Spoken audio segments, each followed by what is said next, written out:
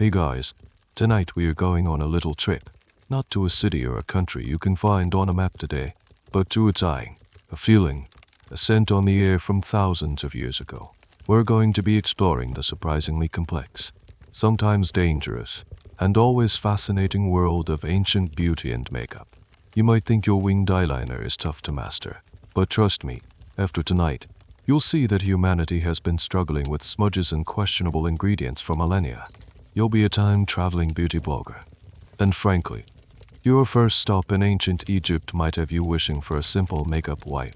So, before you get comfortable, take a moment to like the video and subscribe, but only if you genuinely enjoy what I do here. It lets me know you're out there, listening in the quiet hours. And while you're at it, drop a comment letting me know your city and what time it is for you. I love seeing how far these stories travel. Now, dim the lights. Maybe turn on a fan for that soft background hum. And let's ease into tonight's journey together. Breathe in. The air is different here. It's thick, warm, and carries the scent of something earthy and alive, the smell of river mud, sun-baked trees, and a hint of blooming lotus. You're standing on the banks of the Nile, a ribbon of life cutting through an endless expanse of golden sand. The sun is a relentless, white-hot disk in the sky, and its glare bouncing off the water is almost blinding. Everything is brighter, closer, than you're used to. You see people all around you, not just the powerful priests in their crisp white linen or the nobles being carried on litters, but farmers, artisans, and children chasing dogs near the water's edge. And you notice something they all have in common. It doesn't matter if they are men, women, rich, or poor, they all have their eyes decorated. It's the first thing you see, a feature that seems to define every face here. A thick, dark, almond-shaped line of black paint encircles their eyes, extending outwards towards their temples in a dramatic, stylized flourish. This isn't the subtle tight lining of the modern day. This is a statement. This is kohl. You find yourself drawn to a small market stall where a woman is preparing the cosmetic. She has a flat, stone palette, shaped perhaps like a fish or a shield. On it, she grinds a dark, gray mineral with a small stone pestle. It's galena, a natural mineral form of lead sulfide. She works it into a fine, dark powder. Then, she adds a bit of animal fat or oil, mixing it into a thick, smooth paste. She dips a thin stick, made of wood or ivory, into the dark concoction. This is the ancient equivalent of your eyeliner pencil. This is the mainstream, well-known fact. Ancient Egyptians of all social statuses and genders wore this iconic black eyeliner. But why? Your modern brain immediately thinks fashion. Then you are not wrong. It was absolutely a key part of their aesthetic, accentuating the eyes, which they considered the windows to the soul. But its purpose was far deeper and more complex than just looking good. Here is where the historians start their friendly arguments. For decades, the most popular theory was a practical one. Sun protection, like an athlete smearing black paint under their eyes to reduce glare. The dark kohl was thought to cut down on the ferocious Egyptian sun, making it easier to see in the bright desert light. It makes perfect sense, right? A kind of permanent, built-in pair of sunglasses. However, another compelling argument points to something far more mystical. The shape they drew wasn't random. It was a deliberate imitation of the markings around the eye of a falcon. Specifically the markings of the sky god, Horus. According to myth, Horus lost his eye in a battle with his uncle, Set, and it was magically restored by the god Thoth. The restored eye, the Wadjet eye of Horus, became a powerful symbol of protection, healing, and restoration. By painting this shape around their own eyes, the Egyptians believed they were invoking the protective power of Horus himself. It was a wearable amulet, a magical shield to ward off evil spirits and the much-feared evil eye. So which is it? Practical sunblock or magical shield? The truth, as is often the case in history, is probably a bit of both. But this is where our weird little fact comes in, and it's a game changer. Modern scientists, being the curious people they are, analyze the actual contents of ancient kohl containers found in museums. They expected to find natural galena. They did, but they also found something else, something surprising. Lead-based compounds like lauryonate E and phosgene. which do not occur naturally in the region. This means the Egyptians were deliberately synthesizing them through a complex, wet chemistry process that could take weeks. Why go to all that trouble? Here's the mind-blowing part. The researchers discovered that in very low, non-toxic doses, these specific lead salts stimulate a response in the human immune system. They cause skin cells around the eye to produce a burst of nitric oxide. And nitric oxide is one of our body's first lines of defense against bacteria. It's a powerful antibacterial agent in an environment like ancient Egypt, with river fly-borne diseases and sand-induced eye infections being a constant threat. This kohl wasn't just a magical belief, it was potentially a real, functioning, long-term preventative medicine. It was an accidental, brilliant piece of proto-pharmacology.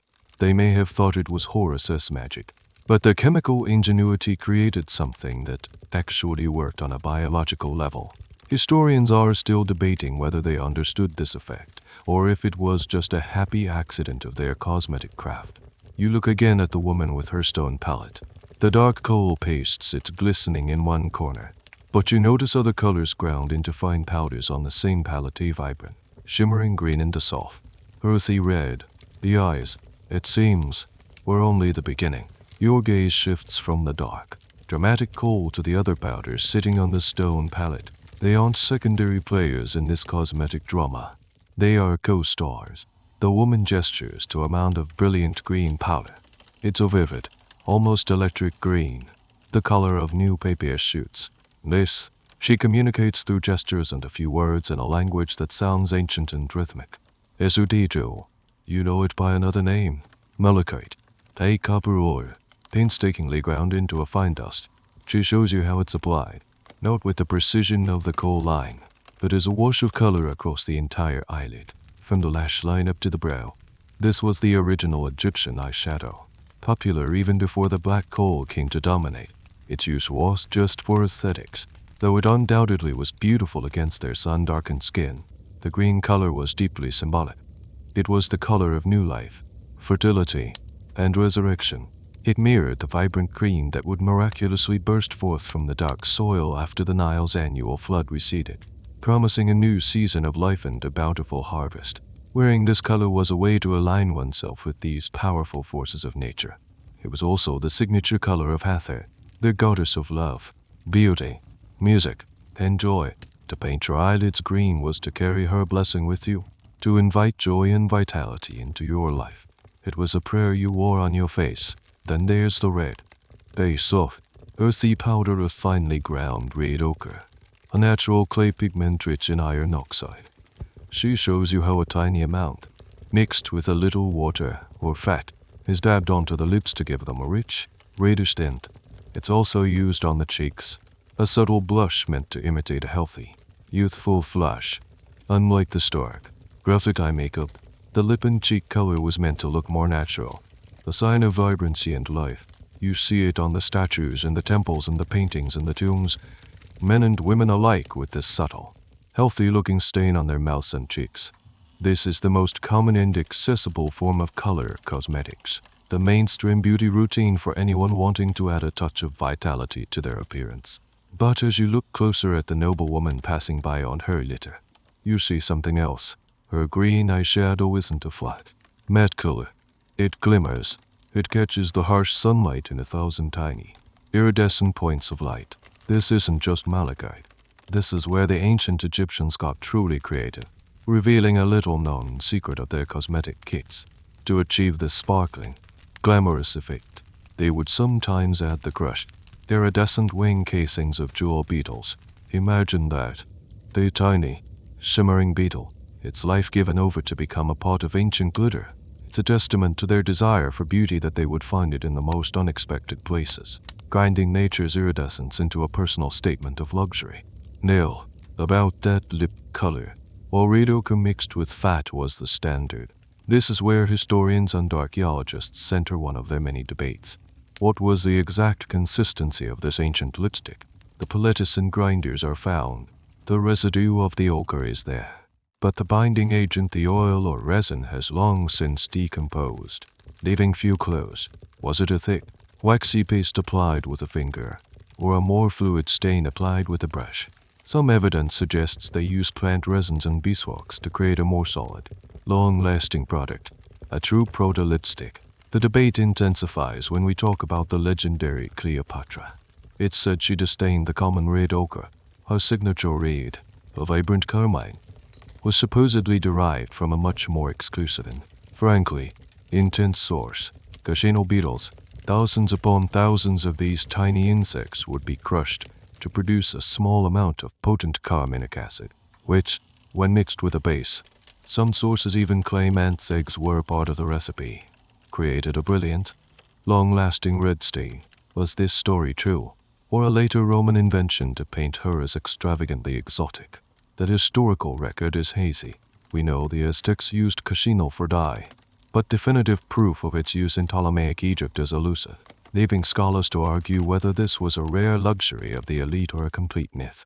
They also experimented with other pigments, some of which were dangerously toxic, containing mercury sulfide, proving that the quest for the perfect shade of red could sometimes be a dance with death. You watch the sun starting its slow descent, and you can feel the heat radiating from your own skin. The air is dry, dusty. You imagine a full day wearing kohl, green shadow, and ochre lipstick. The thought of it all caked onto your skin is suddenly very real. It makes you wonder, after the sun sets and the parties are over, how do you get all of this off? What secrets did they have not just for putting beauty on, but for preserving the skin underneath? Your journey into the pharaoh's palette has just raised a new question, leading you from the world of color to the world of cleansing and care. The day ends. The sun bleeds orange and purple across the desert horizon, and the air finally begins to cool. You watch as people return to their homes, their elaborate eye makeup still remarkably intact. But you know that beneath the kohl and malachite, there's skin that has been subjected to sun, sand, and sweat all day long. Your modern mind immediately thinks of cleansing bones, micellar water, and a 10-step skincare routine. What did they have? You follow a woman of moderate wealth into the courtyard of her home. The first step in her evening ritual isn't complicated, but it's essential. Cleansing. She doesn't have soap as you know it. Instead, she uses a mixture of oil and lime, calcium carbonate, or oil and clay. She massages this paste onto her face, and it works much like a modern oil cleanser, breaking down the heavy, fat-based makeup, dirt, and grime. Then, she scrapes it all off with a curved tool called the street gill, the same kind of tool athletes would use to scrape oil and sweat off their bodies. Finally, she rinses her face with water. It's a simple, effective, and deeply exfoliating process. Now that the canvas is clean, the real skincare begins. This is the part of ancient Egyptian life that has become almost legendary, a mainstream historical fact you've probably heard whispered in documentaries or seen in movies. The famous milk and honey bath. It's most famously attributed to Cleopatra, who supposedly bathed in the milk of 700 donkeys to keep her skin soft and supple. While the number is likely an exaggeration designed to highlight her extravagance, the science behind it is surprisingly sound. Milk contains lactic acid, an alpha-hydroxy acid,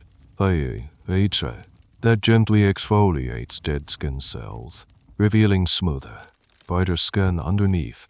Honey is a natural humectant, meaning it draws moisture into the skin, and it's also antibacterial.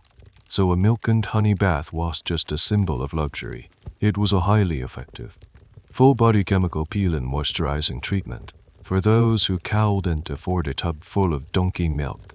Applying a face mask of honey in milk or yogurt was a more common practice, but their skincare cabinet went far beyond the pantry.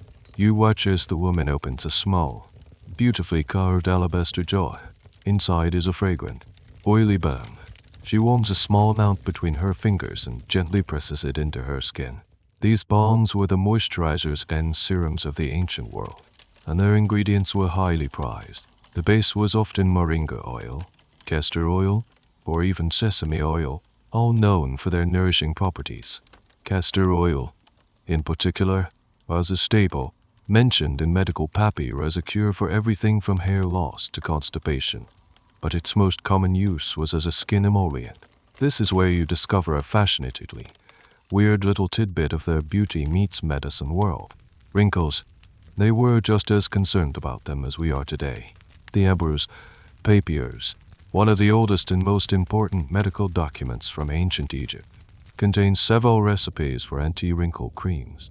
One such recipe calls for a mixture of frankincense gum, wax, fresh moringa oil, and cypress grass. These ingredients would be ground, cooked into a paste, and applied to the face daily. They believed this concoction would transform an old man into a youth. While frankincense has anti-inflammatory properties, the real magic may have been the simple act of moisturizing, plumping the skin and temporarily reducing the appearance of fine lines. Other recipes were even more bizarre, calling for ingredients like the ground hoof of a donkey or greyhound's milk, which likely did little more than add to the mystique. So, you have your cleansers, your moisturizers, your anti-aging treatments. But what about that all-important final step? Sun protection. They were obsessed with their kohl for eye glare. But what about the rest of the face? Here lies one of the great, quiet debates among Egyptologists. Did they have sunscreen? Some medical papier contain recipes that are described as protecting the skin from the sun. These often feature ingredients like rice bran extract and lupin flower extract. Modern science has shown that rice bran does contain gamma oryzanol, which can absorb some UV light. Could this be evidence of an ancient sunscreen? The argument against it is that the concentrations were likely too low to offer any significant SPF. Many historians argue that the primary method of sun protection was simply covering up, wearing linen cloths over the head and seeking shade during the hottest parts of the day. The idea of a topical sunscreen as we understand it, a chemical lotion designed to be worn for extended periods in the sun, may be a modern invention we're projecting onto the past. Was their sun cream a real attempt at UV protection? Or was it simply another moisturizing balm to soothe skin after it had been exposed to the sun? The texts are ambiguous, the evidence is scant, and the argument continues, leaving us to wonder if they had truly unlocked a secret to sun care, or if they simply relied on common sense. As the woman finishes her routine, her skin gleaming in the flickering lamplight, you notice her hair. It's not loose and flowing. It's intricately braided in style, adorned with beads, and that makes you think hair must have been a whole other chapter in the Egyptian beauty book. Your focus shifts from the gleaming, moisturized skin of the woman to what sits atop her head. Her hair is a masterpiece of tiny, intricate braids, adorned with beads made of carnelian and gold. But as you look around at others, you quickly realize that hair in ancient Egypt was just hair. It was a canvas for status, age, identity, and even one's relationship with the gods. For children, the style was simple and iconic. They wore the side lock of youth, where the entire head was shaved except for one long, thick braid that hung down one side. This was just a cute haircut. It was a clear visual signifier that the wearer was a child. Upon reaching puberty, both boys and girls would have a ceremonial shaving of this lock, a rite of passage into adulthood. For adults, things got much more complicated. While many working-class men and women simply wore their natural hair short or tied back for practicality, the elite took a very different approach. You see, keeping long, natural hair clean and free of lice in the Egyptian heat and dust was a constant, arduous battle. Their solution was brilliantly simple and profoundly stylish. They shaved their heads. That's right. The ultimate status symbol of the wealthy noble or priest was often a completely bald head, which they would then cover with elaborate, expensive wigs. This is the mainstream image of Egyptian royalty you know so well, the pharaoh in his striped Nemes headdress, or Queen Nefertiti in her iconic blue crown, both worn over a shaved head. These wigs were not cheap accessories. They were crafted with incredible skill from human hair, supplemented with plant fibers and wool. The most prized wigs were made entirely of human hair, often black, and styled into complex arrangements of braids, curls, and twists that would be impossible to achieve with natural hair. They were then set with beeswax and scented with perfumes. Owning multiple wigs for different occasions was a sign of immense wealth. A wig was cooler, cleaner, and more versatile than natural hair. It was the ultimate power accessory. But here's where we get to one of the most wonderfully weird and debated aspects of their cosmetic culture. The perfume cone. Imagine you're at a lavish banquet. The room is filled with music, dancers, and tables laden with food. You look at the wealthy guests, and on top of their elaborate wigs, you see something strange. Each person is wearing a cone-shaped object on their head, about the size of a small teacup. It's a solid, waxy, cream-colored cone. What on earth is that? This is a perfume cone, or as some historians call it, a head cone. These were made of a perfumed unguente solid fat or wax, nitrox, tallow, or beeswax, infused with fragrant resins and oils like myrrh, frankincense, or lotus flower. The idea, which is a fantastic piece of ancient ingenuity, was that as the evening wore on and the person danced or socialized in the warm, crowded room, their body heat would slowly melt the cone.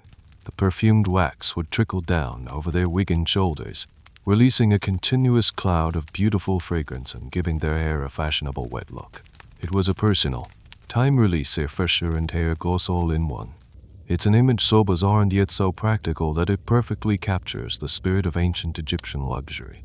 Now, for the academic controversy. For a long time, our only evidence for these cones came from tomb paintings and reliefs. We saw them depicted in countless banquet scenes. But for decades, no actual physical perfume cone had ever been found. This led to a serious debate among Egyptologists. Were the cones a real object, or were they just a symbolic artistic convention? Perhaps they were a visual metaphor, representing the divine scent or the anointing of the person, not a literal cone of fat sitting on their head. It was a perfectly reasonable theory, given the highly symbolic nature of Egyptian art. This debate raged for years until very recently. In excavations at the site of Amarna, archaeologists discovered the burials of two individuals, and resting on their heads were the unmistakable remains of these waxy cones. The mystery was solved. They were real. The discovery was a triumphant moment, proving that those ancient artists were depicting reality, not just symbolism. However, this has opened up new questions that keep the debate alive. How were they secured to the wigs? Were they worn only by the elite, or were they more common? Were they used outside of funerary banquets? The paintings show them, but the physical evidence is still incredibly rare, leaving so much about their specific use and social significance to speculation. The scent from the melting cone, that mix of myrrh and lotus, is intoxicating. It fills the air, mingling with the smell of roasting duck and sweet figs. It makes you realize that scent was as much a part of their beauty and ritual as sight. What other fragrances defined their world? What was the signature scent of ancient Egypt? Your senses are leading you from the visual to the olfactory, towards the heart of their sacred perfumes. The scent from the melting perfume cone is your guide. It's a warm, resinous, slightly sweet fragrance that seems to cling to the very air of the banquet hall. You begin to understand that for the ancient Egyptians, scent was just a pleasant afterthought. It was a fundamental part of life, religion, and even the afterlife.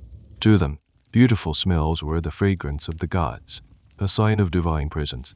A foul odor was a sign of decay and impurity, while a sweet scent signified holiness, life, and rebirth.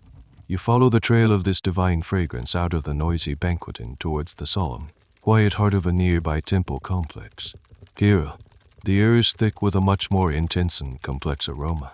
It's the smell of incense, but it's richer and deeper than any single note incense you've ever encountered.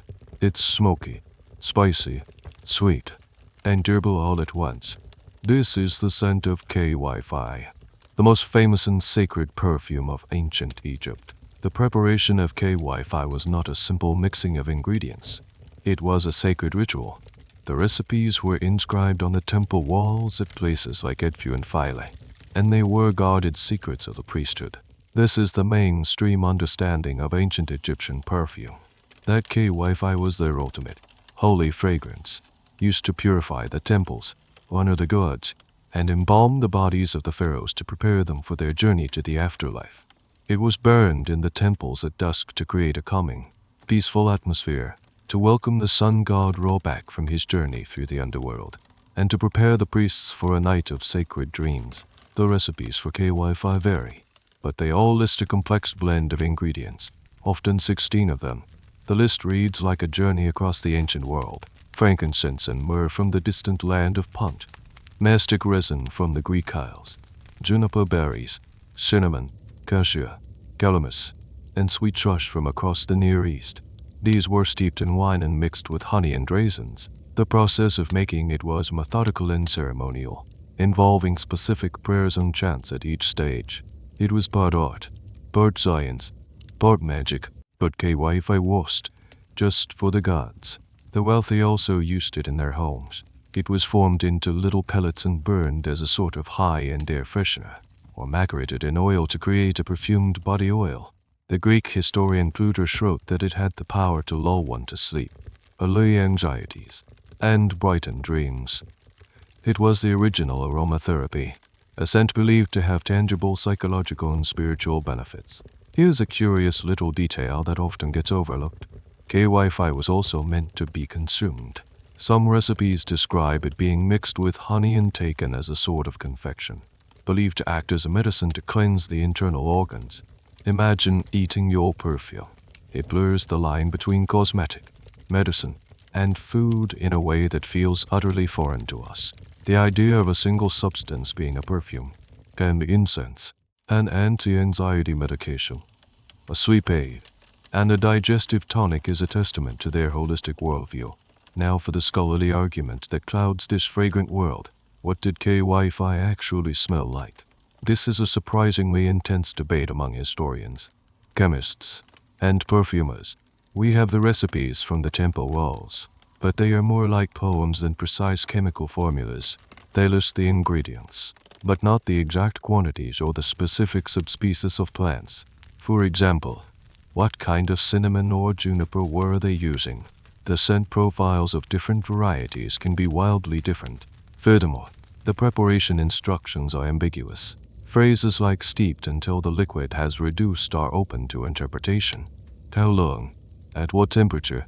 The final aroma would be incredibly sensitive to these variables. As a result, modern researchers and perfumers have tried to recreate KY based on these ancient texts, but their results vary dramatically. Some concoctions are heavy and resinous, dominated by myrrh and frankincense. Others are sweeter and fruity, with the wine and raisins coming to the forefront. Some have a sharp, herbal quality from the rushes and grasses. We can read the list of ingredients. We can understand its sacred purpose, but we cannot know for certain what scent filled the air when a priest burned those pellets in the temple of Karnak 3,000 years ago. The true, authentic scent of KY is lost to time, a fragrant ghost that we can only try to imagine. As the scent of KY fills your senses, you feel a subtle shift in the wind. The raw, dry air of the Nile Delta begins to feel different. It's becoming cooler, tinged with the salty brine of a vast sea. The world around you is changing. The monumental stone temples and mud brick houses are fading, replaced by whitewashed buildings and the sound of a new language. You're leaving the land of perfume gods and kohl-rimmed eyes. A ship is waiting to take you across the Mediterranean, to a place where the ideals of beauty will be turned completely on their head. You're sailing to ancient Greece. The salty spray of the Aegean Sea mist your face, washing away the last lingering scent of KY.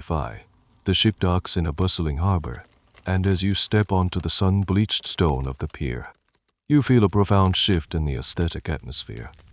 The world is no longer rendered in the stark, graphic contrasts of Egypt, the dark kohl, the brilliant green eyeshadow, the deep red lips against sun-darkened skin. Here, in ancient Greece, the palette is muted, the lines are softer, and the ideal has changed. You are now in classical Athens, a city of philosophers, playwrights, and citizens who value logic, order, and harmony. This philosophy permeates everything, including their concept of beauty. You walk through the agora, the central marketplace, and you observe the women. Their faces are, for the most part, bare. The heavy, dramatic makeup of Egypt is nowhere to be seen. In its place is a celebration of what they considered physis, or nature.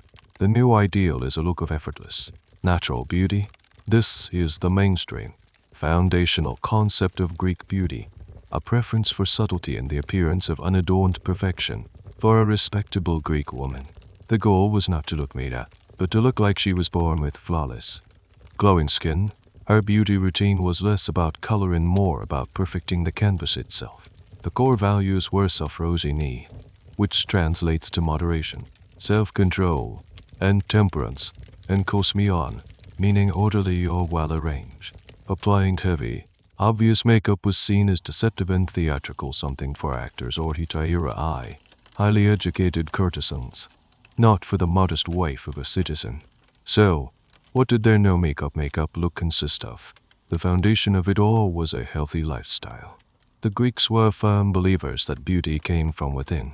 A balanced diet, exercise, and good hygiene were considered the first and most important steps in any beauty regimen.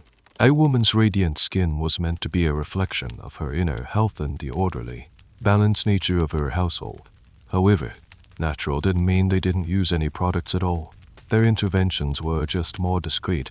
They used honey as a face mask for its moisturizing and antibacterial properties, just as the Egyptians did. Olive oil, the liquid gold of the Mediterranean, was their all-purpose skin savior, used to cleanse, moisturize, and give the skin a gentle sheen.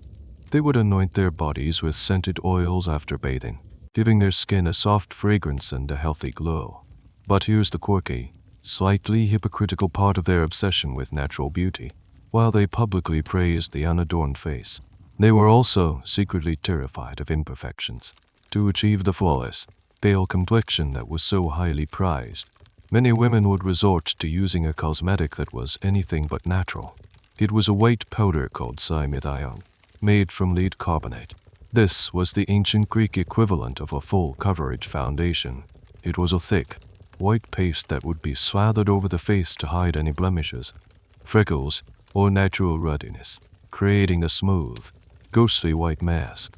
Of course, lead is highly toxic, and long-term use would have led to skin damage, hair loss, and severe internal poisoning. So while they preached the virtues of nature, many were willing to risk their health for a secretly artificial perfection. It was a strange contradiction. The ultimate symbol of natural beauty was achieved through a dangerous, dirty, and completely unnatural product. This brings us to a subtle but persistent academic debate.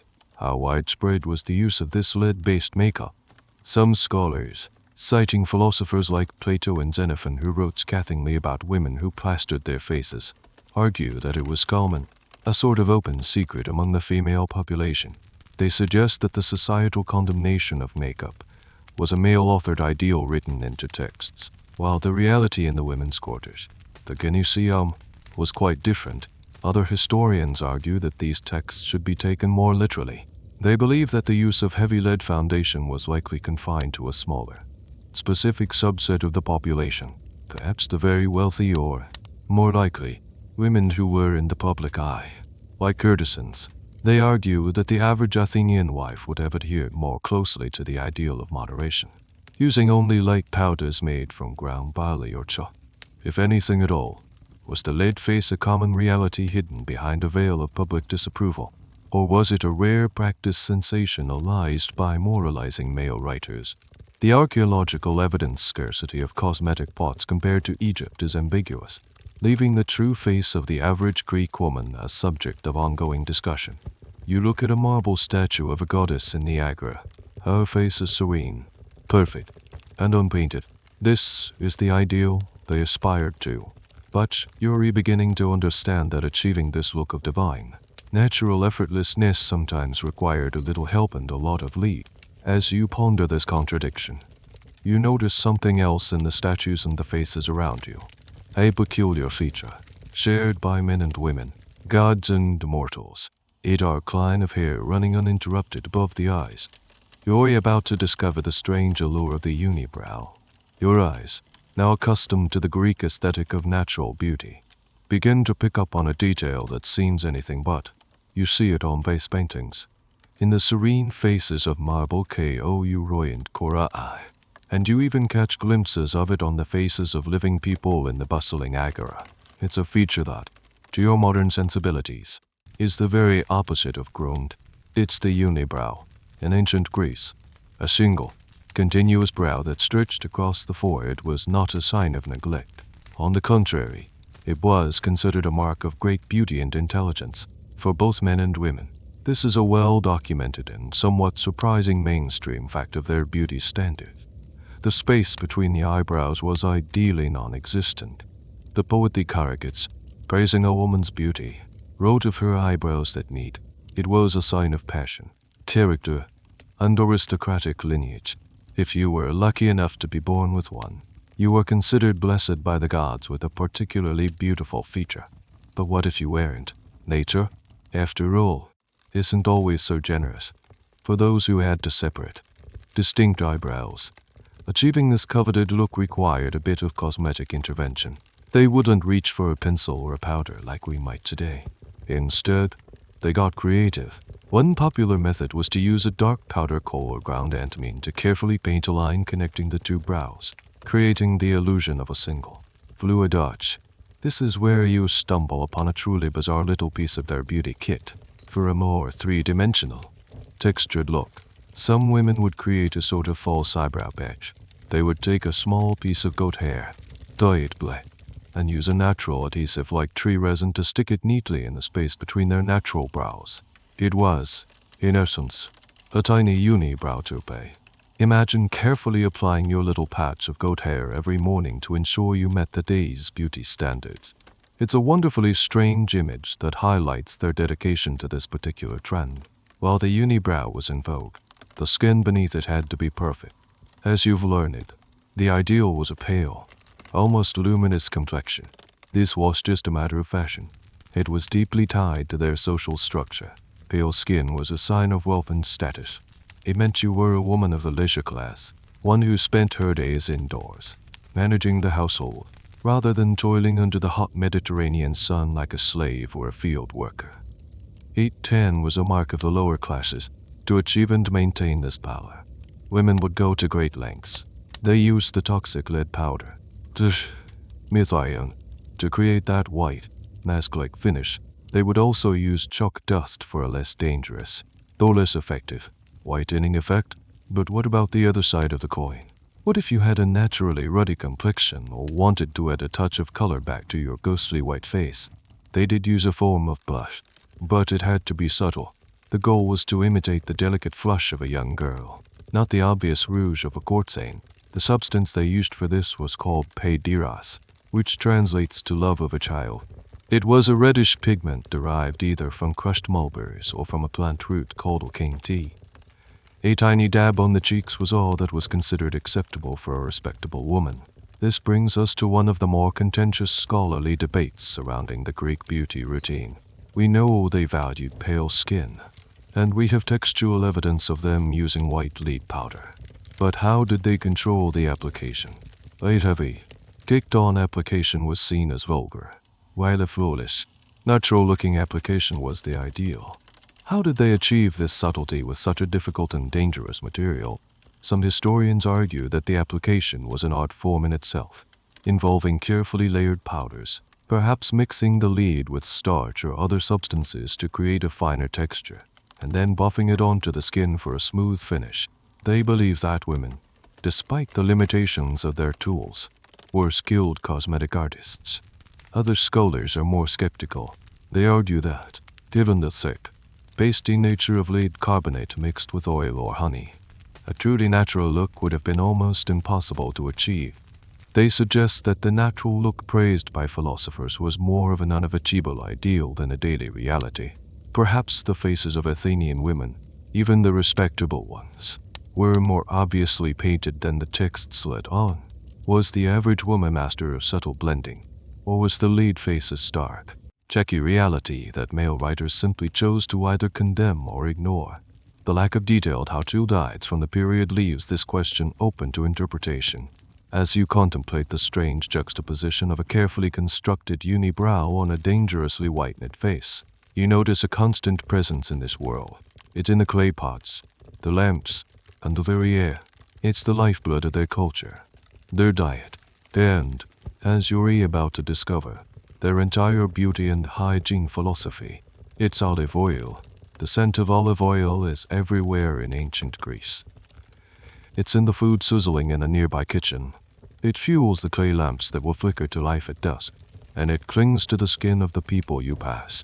This isn't just a cooking ingredient. It's a cultural cornerstone, a gift from the goddess Athena herself. and the undisputed king of the ancient Greek bathroom cabinet. If you were to have one single product for all your beauty needs, it would be a simple clay amphora filled with this liquid gold. Your journey takes you to a gyneceum, the women's quarters of a modest Athenian home. Here, away from the public gaze, you can observe the daily rituals. Thy woman begins her routine not with soap and water, but with oil. She pours a generous amount of olive oil into her palm and massages it into her skin, face, arms, legs. This is her cleanser. The oil dissolves dirt, sweat, and any residual powders from the day before. Then, just like the Egyptians, she uses a stray gill, a curved metal scraper, to methodically scrape the oil and grime away, leaving her skin exfoliated and clean, without stripping its natural moisture. This is the fundamental, mainstream knowledge of Greek cleansing. Oil and a scraper, not lather and suds. After cleansing, what comes next? More olive oil. This time, the smaller amount of a finer, more filtered grade, perhaps infused with herbs or flowers like gemolime or lavender. This is her moisturizer. She works it into her skin, leaving it soft, supple, and with a healthy, subtle gleam. This sheen was highly desirable, a visual sign of health and youthfulness. They believed the oil nourished the skin, kept it flexible, and prevented wrinkles. Modern science would agree. Olive oil is rich in antioxidants like vitamins A and D, and it's a fantastic emollient. Her hair care routine is no different. Forget a shelf full of shampoos, conditioners, and styling sprays. There is only olive oil. She works it through her long hair, from root to tip. This serves as a deep conditioning treatment, taming frizz, adding shine, and nourishing the scalp. The Greeks believed it encouraged hair growth and kept it strong.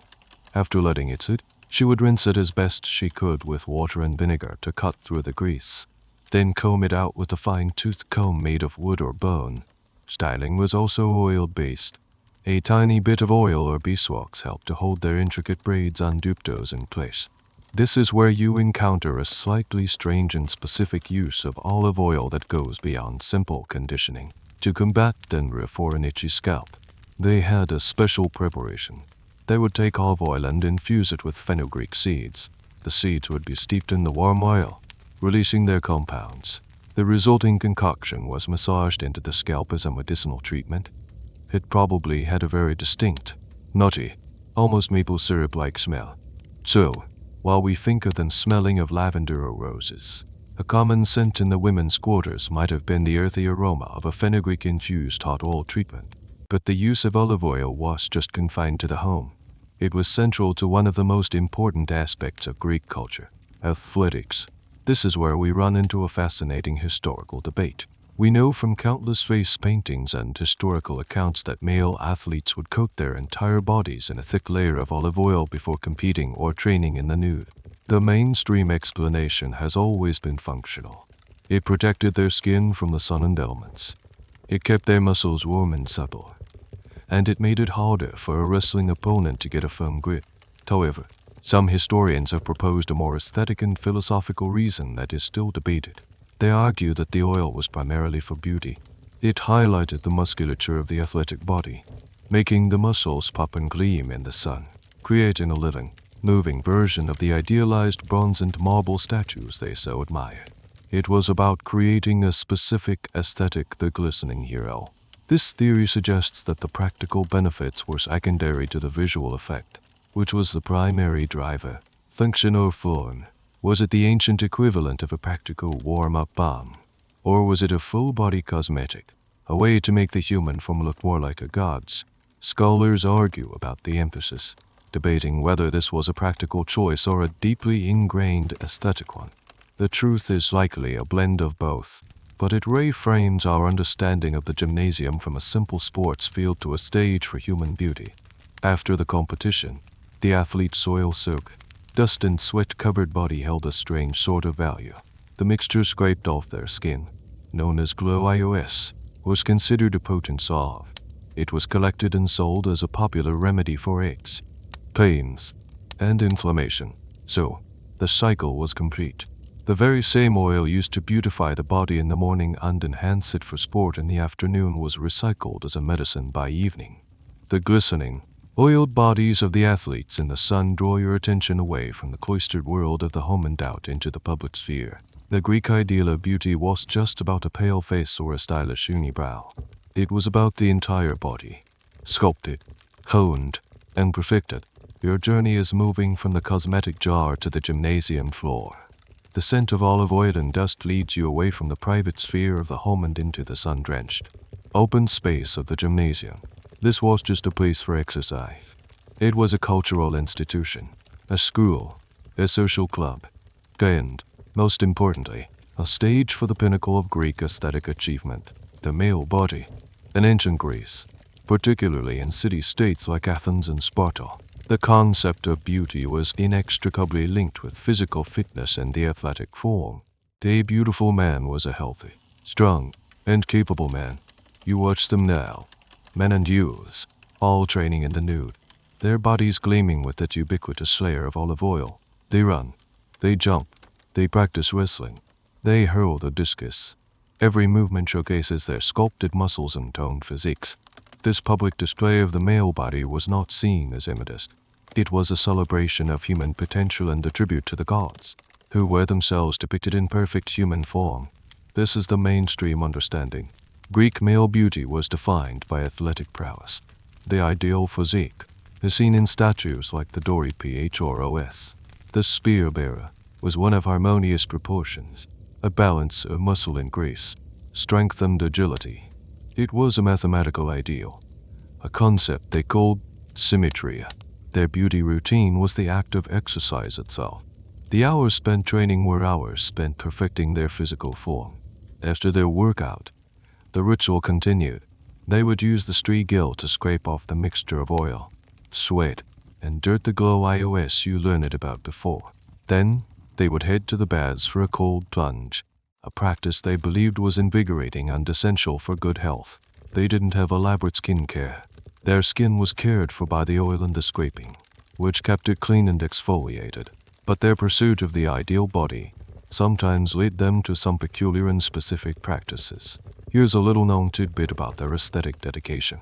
They were obsessed with proportion, and this extended to every part of the body. For athletes, particularly wrestlers and runners, body hair was considered unaesthetic and impractical. It would get matted with oil and dirt.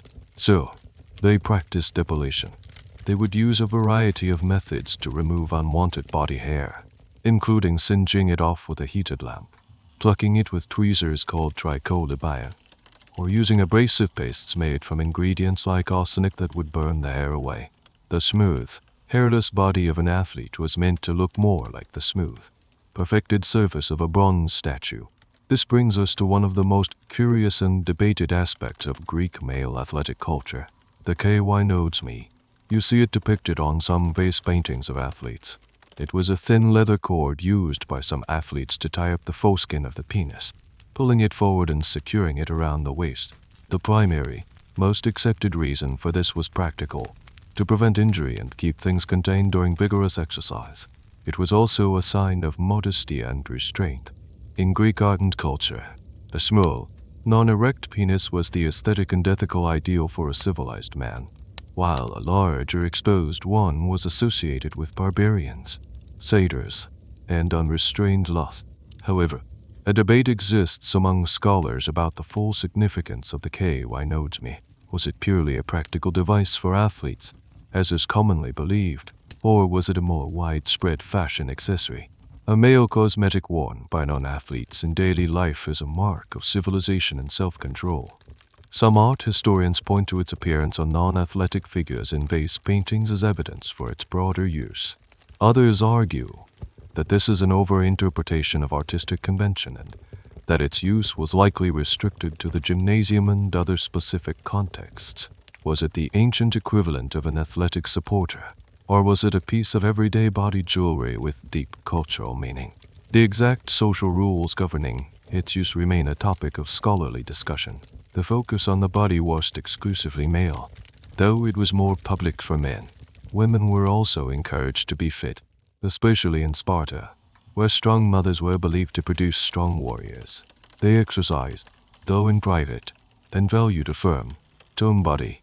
The famous statue of Aphrodite of Abydos, one of the first life-sized female nudes in Greek art, shows a goddess who is soft but also strong and healthy, not frail or delicate. As you stand here, surrounded by the sights and sounds of the gymnasium, you feel the Greek chapter of your journey drawing to a close. They have taught you about the beauty of natural subtlety, the strange appeal of the unibrow, the all-purpose magic of olive oil, and the deep connection between physical fitness and aesthetic ideals. But you can feel a new power rising on the horizon, a civilization that would take these Greek ideals, absorb them, and then amplify them with a love for opulence, engineering, and excess that the world had never seen. A ship is preparing to sail from the Greek port of Piraeus, heading west this time, across the Ionian Sea. Your destination is Rome. You step off the gangplank and onto the solid, well-trodden stone of a Roman road. The air feels different here. It's still Mediterranean, but it's heavier, denser, filled with the noise of 1,000 different languages, the clatter of chariot wheels on stone, and the hum of a city that feels like the center of the world. This is Rome, and if Greece was a philosophical poem about beauty, Rome is an epic saga of extravagance. At first glance, the Roman ideal of beauty seems like a direct inheritance from Greece. You see it in the statues that line the forum. They still value the pale skin, the symmetrical features, and the appearance of health. Roman women, like their Greek counterparts, initially prized a look of modesty and natural grace, especially during the early days of the Republic. The ideal Roman matron, the matrone, was supposed to be dignified and unadorned, her beauty a reflection of her virtue and her family's honor. This is the common historical starting point. Rome began by emulating the Greek aesthetic of soft rosy knee, or moderation, but Rome was a rapidly expanding empire, a melting pot of cultures and a funnel for unimaginable wealth, as riches from conquered lands, Egypt, the Near East, all poured into the city. The old republican values of austerity began to erode. A new love for luxury, display, and opulence took hold, and it transformed the Roman woman's dressing table into a veritable laboratory of cosmetic experimentation. You follow a wealthy matrone as she navigates the crowded streets, her servants clearing a path before her. Her face is a testament to this shift. The pale foundation is still there, the ghostly white cerussa, the Roman version of the Greek cymethyl, a toxic concoction of white-lidded vinegar. But it's no longer the only color. Her cheeks are flushed with a vibrant red, made from reed ochre, poppy petals, or the dangerously toxic pigment cinnabar, mercury sulfide. Her eyelids have a touch of color, perhaps ashes and soot for a smoky gray, or powdered malachite from Egypt for a touch of green. Her lips are stained a deep red. The Greek ideal of no makeup has been replaced by a clear, confident, and colorful application of cosmetics. Looking beautiful was no longer about looking like you weren't trying. It was about showing that you could afford to. This is where you discover a peculiar Roman addition to the beauty routine that speaks volumes about their changing society. The beauty spot, or espilonium. These were small patches, usually made of black leather or silk, cut into circles or crescent shapes. A woman would stick one under her face, perhaps on her cheek or near her eye. It wasn't meant to hide a blemish. It was a deliberate fashion statement, a flirtatious affectation. It drew attention to the pale perfection of the surrounding skin. What's truly strange is that Roman law under the emperor had actually regulated their use, attempting to limit them to one per cheek. The fact that the emperor had to legislate on the placement of beauty spots tells you just how popular and potentially distracting this trend had become. The world of Roman cosmetics was vast and international. The ingredients came from every corner of the empire. Saffron from Cilicia for a yellow eyeshadow. Crocodile dung, we will get to that later, from Egypt for face masks. Jack from Gaul for whitening, and countless other exotic substances. A wealthy woman's cosmetics were applied by a team of specialized slaves called cosmetae. These slaves had specific roles, one for hair, one for face, one for body. The mourning ritual of a Roman noblewoman could take hours. This brings us to a historical debate about the social perception of this elaborate makeup. While poets like Ovid wrote light-hearted guides to cosmetics, other writers, like the satirist Juvenal and the philosopher Seneca, were absolutely scathing. They mocked women for their painted faces, complaining that a husband rarely saw his wife's true face. They saw heavy makeup as a sign of moral decay, vanity, and deception. So, which was it? Was the Roman matron's makeup a celebrated and accepted part of high society, a joyful expression of wealth and status? Or was it a source of social anxiety and moral panic, a practice that was widely adopted but also widely condemned? The answer, as is often the case, is complex. Some scholars argue that the condemnations from male writers were a standard literary trope, a way of lamenting the good old days of the Republic, and shouldn't be taken as a literal reflection of everyday social interaction. They believe that in the lavish world of imperial Rome, a well-made-up face was simply part of the uniform of the elite. Others argue that this created a genuine tension for women, who were expected to be beautiful and fashionable but were also judged for the very tools they used to achieve that look. Was she praised for her beauty at a dinner party, only to be the subject of a moralizing poem the next day? This paradox lies at the heart of the Roman beauty experience. As the sun beats down on the marble and cobblestone, you feel a layer of city grime settling on your own skin. The air is hot and sticky. You see the wealthy matroness signaling to her slaves, and her retinue turns towards a massive, magnificent building.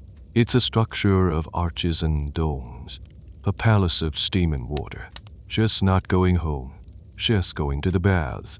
And you realize that to truly understand Roman beauty, you have to understand the place where hygiene, health, and high society all converge. You follow the matroness through a grand archway and into the heart of a Roman public baths. A thermae. The scale of the place is staggering. It's not a simple building. It's a sprawling complex covering several city blocks. You're surrounded by soaring marble columns, mosaic floors depicting sea gods and narrators, and vaulted ceilings that echo with the sounds of splashing water and 100 conversations. This is not just a place to get clean. This is the social and recreational epicenter of Roman life, and a crucial stop on any beauty tour of the ancient world. The first thing you notice is that everyone is here. Senators discussing politics in a quiet alcove, merchants finalizing deals, soldiers on leave, and women like the matroness you followed, catching up on the latest gossip with their friends, while some smaller baths were either segregated or had different hours for men and women. The large imperial baths often had separate wings or were used by both, creating a unique, semi-public social space. The mainstream understanding of the baths is that they were a democratic institution, open to all citizens, often for a very small fee or even for free.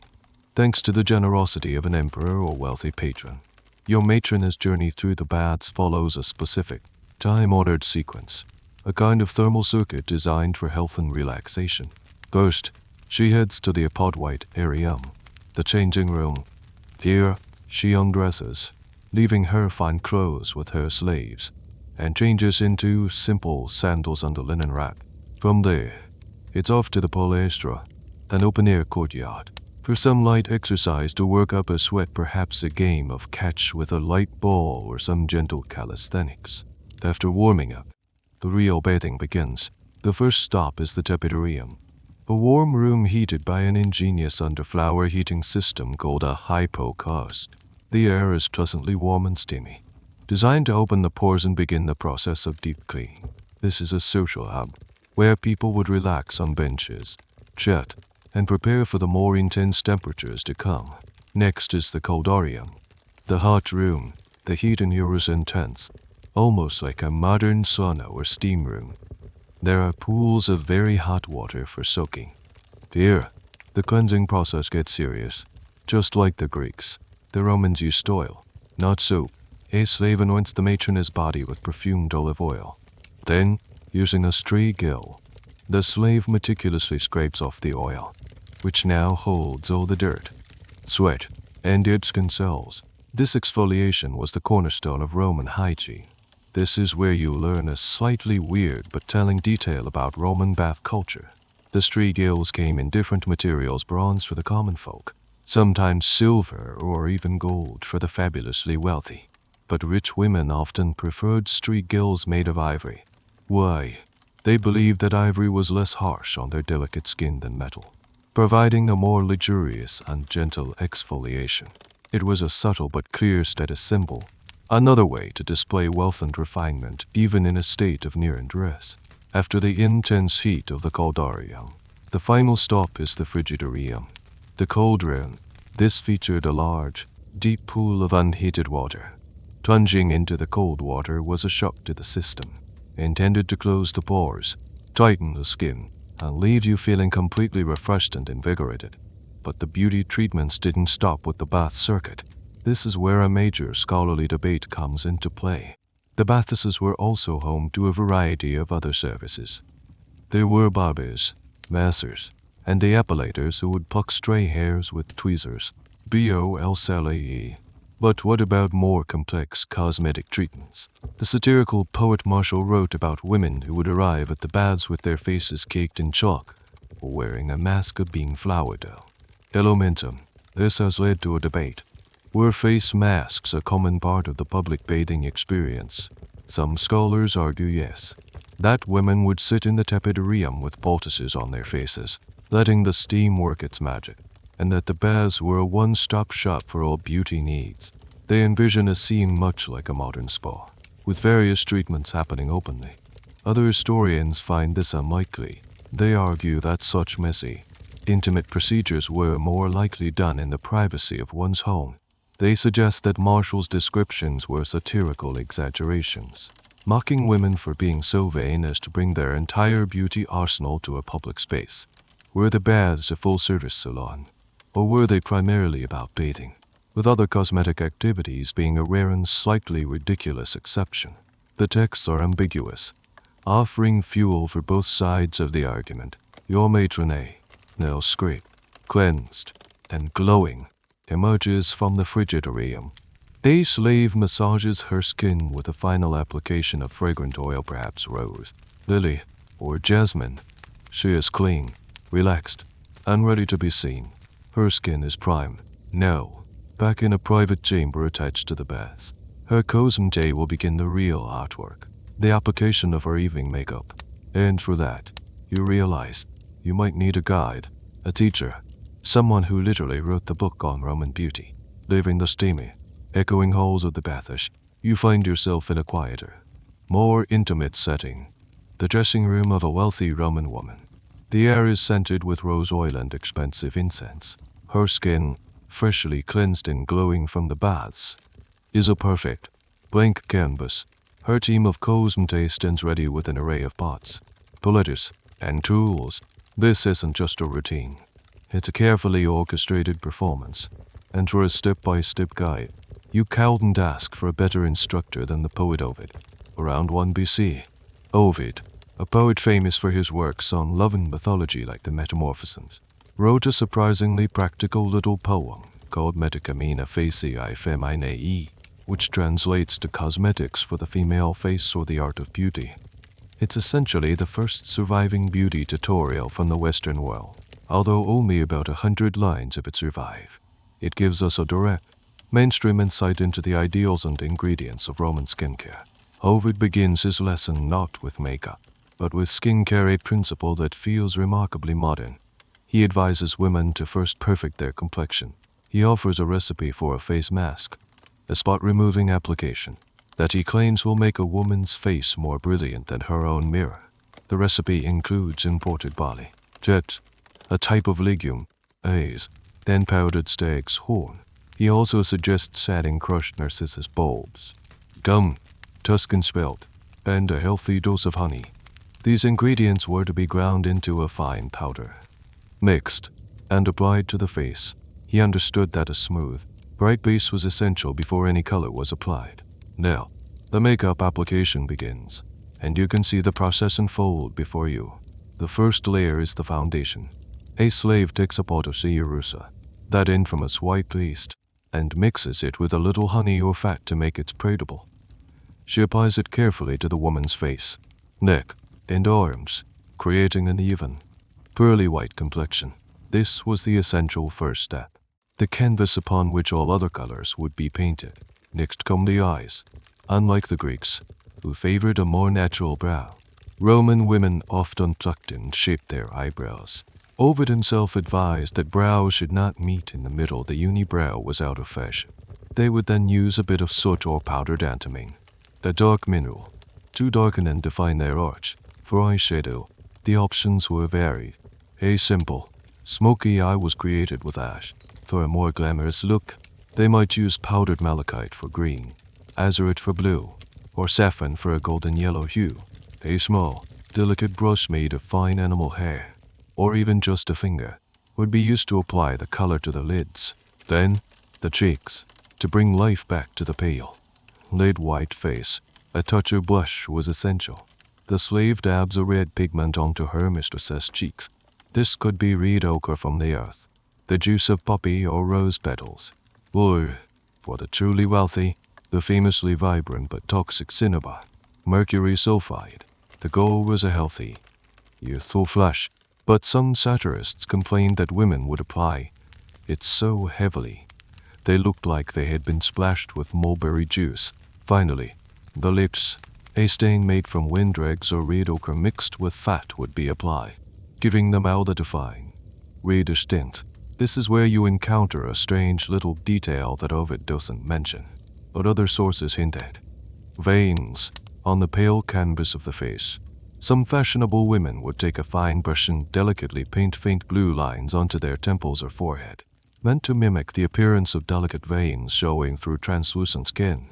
This was the ultimate subtle boast, a way of suggesting that their skin was so fine, so pale, and so aristocratic that you could literally see through it. It was a bizarre, hyper-realistic touch in an otherwise artificial look. The entire process is meticulous and time-consuming. But this brings us to a major historical debate that Ovid's poem fuels. Ovid presents his beauty advice in a light, playful, almost scientific tone. He treats cosmetics as a legitimate art form, a tool that women can and should use to enhance their natural gifts. He writes, "Art helps, and beauty is a thing to be given care." This stands in stark contrast to the angry, moralizing condemnations of writers like Juvenal and Seneca. So, what was the real Roman attitude towards makeup? Was Ovid's cheerful, permissive view the more common one, reflecting how most people actually felt? Or was he an outlier, a fashionable poet whose views didn't represent the deeper, more conservative anxieties of Roman society? Scholars are divided. Some argue that Ovid's work proves that cosmetics were a normal, accepted part of life for the Roman elite, and the satirists were just grumpy old men out of touch with modern fashion. Others believe Ovid was deliberately being provocative, and that his poem was a titillating piece of entertainment precisely because it flew in the face of conventional morality. Was he a genuine beauty guru, or a clever provocateur? The debate highlights the complex and contradictory messages Roman women received about their appearance every single day. As the last touch of reed is applied to the matron's lips, her transformation is complete. She is no longer just a woman. She is a work of art, a walking symbol of her family's wealth and status. But as you admire the final product, you can't help but wonder about the more organic ingredients you've heard whispered of. Not just stags, horn, and barley, but things far stranger, far more visceral. The journey into the Roman cosmetic bag is about to take a turn for the truly bizarre. The matron's face is a perfect, polished mask of cerussa, ochre, and soot. It's a testament to the artifice and wealth of imperial Rome. But as you linger in the scented air of her dressing room, you become aware of another, less glamorous side to her beauty regimen. You've learned it about the minerals and plants, but what about the more unconventional ingredients? Roman skincare and cosmetics were not for the faint of heart, and some of their most prized concoctions would sound more at home in a witch's cauldron than a luxury spa. Your attention is drawn to a less ornate jar tucked away in a corner. Inside is a thick, grayish paste with a distinctly earthy, unpleasant odor. This, you learn, is a face mask, the main ingredient, crocodile dung. Yes, you read that right. The excrement of the Nile crocodile, imported at great expense from Egypt. was believed to have toning and anti-aging properties. The Roman physician Galen wrote about its use, and wealthy women would slather this foul-smelling poultice on their faces, hoping to emerge with a youthful glow. Pliny the Elder, a Roman naturalist, recommended it be mixed with bathwater for an all-over skin treatment. This is a mainstream, if stomach-turning, historical fact. They genuinely believed in the beautifying power of what they called crocodilier. But the bizarre ingredients didn't stop there. Another popular treatment for spots and blemishes was a mask made from sheep's fat and placenta, des sometimes mixed with swan's fat or goose fat for a more luxurious feel. These substances were believed to soothe irritation and smooth the skin. They would also use the dregs from wine barrels, kohl, as a facial treatment to soften the complexion. And then there's the sweat, specifically the sweat of gladiators.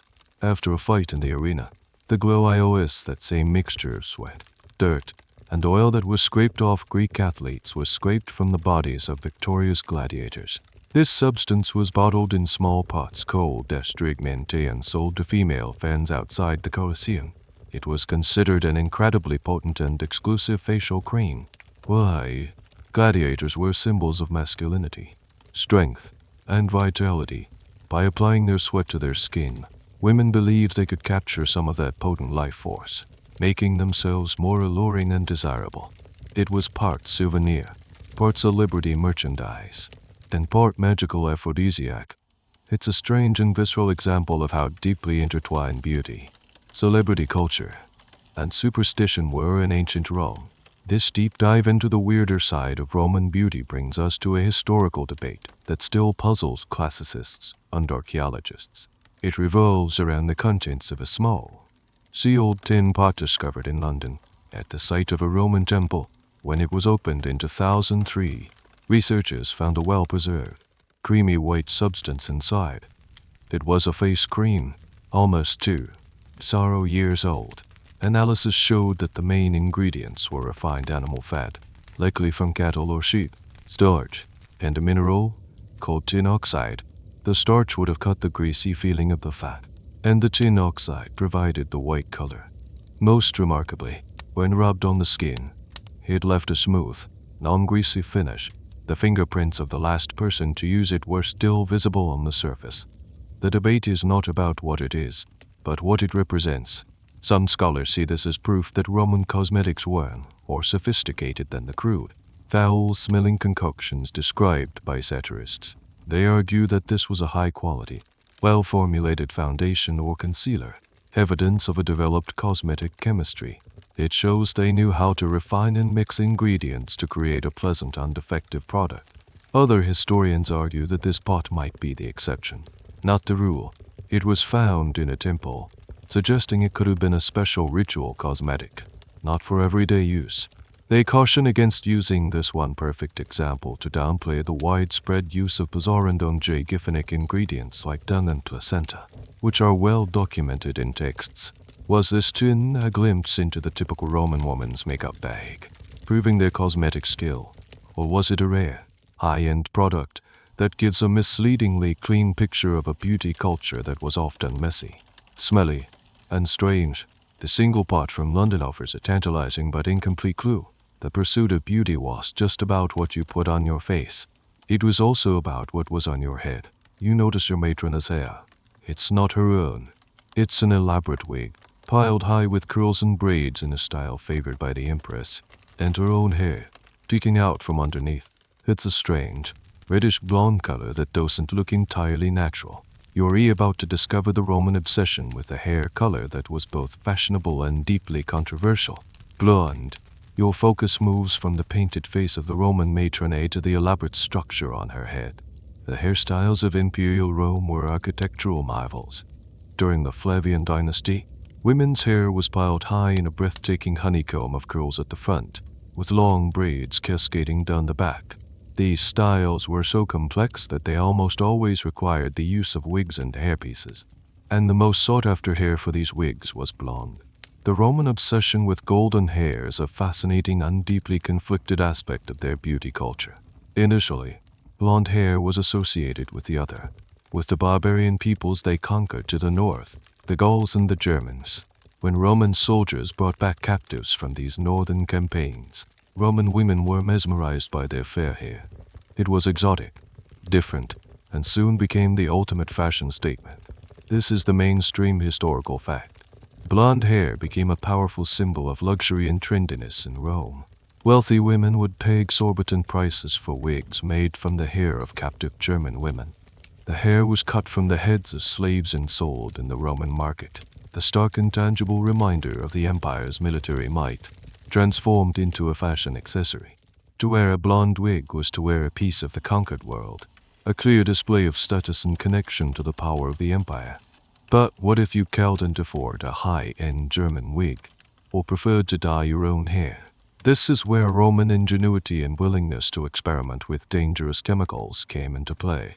They developed a whole host of bleaching and dyeing recipes, with varying degrees of effectiveness and safety. One of the most common bleaching agents was a harsh soap-like paste imported from Gaul. It was made from goat-fat and beechwood ashes, a substance known as sapo, while the Gauls used it for cleaning. The Romans repurposed it as a potent hair lightener. Women would slather this caustic paste on their hair and then sit in the sun for hours, hoping the combination of chemicals and UV rays would strip their dark pigment and leave them with a fashionable golden hue. It was often damaging, leaving hair dry and brittle, but for many, it was a risk worth taking. Here's where we get to the weirder, more desperate measures. Pliny the Elder recorded a whole slew of other, less than appetizing recipes for going blonde. One method involved applying pigeon dung to the hair. Another suggested a mixture of vinegar and the ashes of burnt vine twigs or nut shells. One particularly pungent recipe called for a mixture of stale sheep's urine and water, left to ferment to increase its ammonia content, which would then be used as a bleach. Imagine the smell of that beauty treatment on a hot Roman afternoon. They also used dyes to achieve a reddish blonde or Titian shade, using ingredients like henna, which was popular and safe, or saffron, which was incredibly expensive. This fervor for blonde hair, however, created a deep social and moral conflict, leading to a persistent historical debate. On one hand, blonde hair was undeniably the height of fashion, sported by the elite and even some empresses. On the other hand, it carried a significant social stigma, because blonde hair was so closely associated with foreigners, particularly Gauls. Wearing it could be seen as un-Roman. Furthermore, a law under the Emperor Caligula had forced prostitutes to dye their hair blonde, or wear blonde wigs, to mark them out. This created a paradox for the Roman woman. How could a hairstyle be both a symbol of the highest fashion and a mark of a prostitute? Scholars have been debating this for years. Some argue that the context and quality made all the difference. A cheap, brassy, obviously dyed blonde look might be associated with sex workers on the street, while an expensive, expertly crafted wig made from real German hair, worn by a noblewoman in a towering, fashionable style, was read as pure elegance. The social meaning was all in the nuance. Other historians suggest the law was not uniformly enforced and that the association with prostitution faded over time, trumped by the sheer force of fashion. They believe the scandal of blonde hair was exaggerated by conservative male writers who were uncomfortable with women adopting barbarian styles. Was the Roman matrone making a bold fashion statement, or was she dangerously flirting with a symbol of the other and the socially outcast? This tension between the fashionable and the forbidden makes the Roman obsession with blonde hair so compelling. As you ponder this, you notice the matrone smile, revealing a set of surprisingly white teeth. In a world without modern dentistry, where diets could be abrasive and hygiene was a challenge, how did they maintain a bright smile? Your investigation into Roman beauty is about to uncover one last, rather startling secret. Your gaze settles on the Roman matrone's smile. It's a flash of white against her red-stained lips, a final detail in her meticulously constructed appearance in an age devoid of modern dentistry, where her gasware gleaming white and pale skin was paramount. Having teeth that weren't yellowed or stained was an important part of the overall aesthetic of cleanliness and status. But the Roman method for achieving a Hollywood smile is perhaps one of the most surprising. To our modern noses, this appealing secrets in their entire beauty also. So, how did they do it? The most popular and widely documented ingredient for a Roman mouthwash and teeth whitener was urine, specifically Portuguese urine. This is a well-established, if bizarre, historical fact.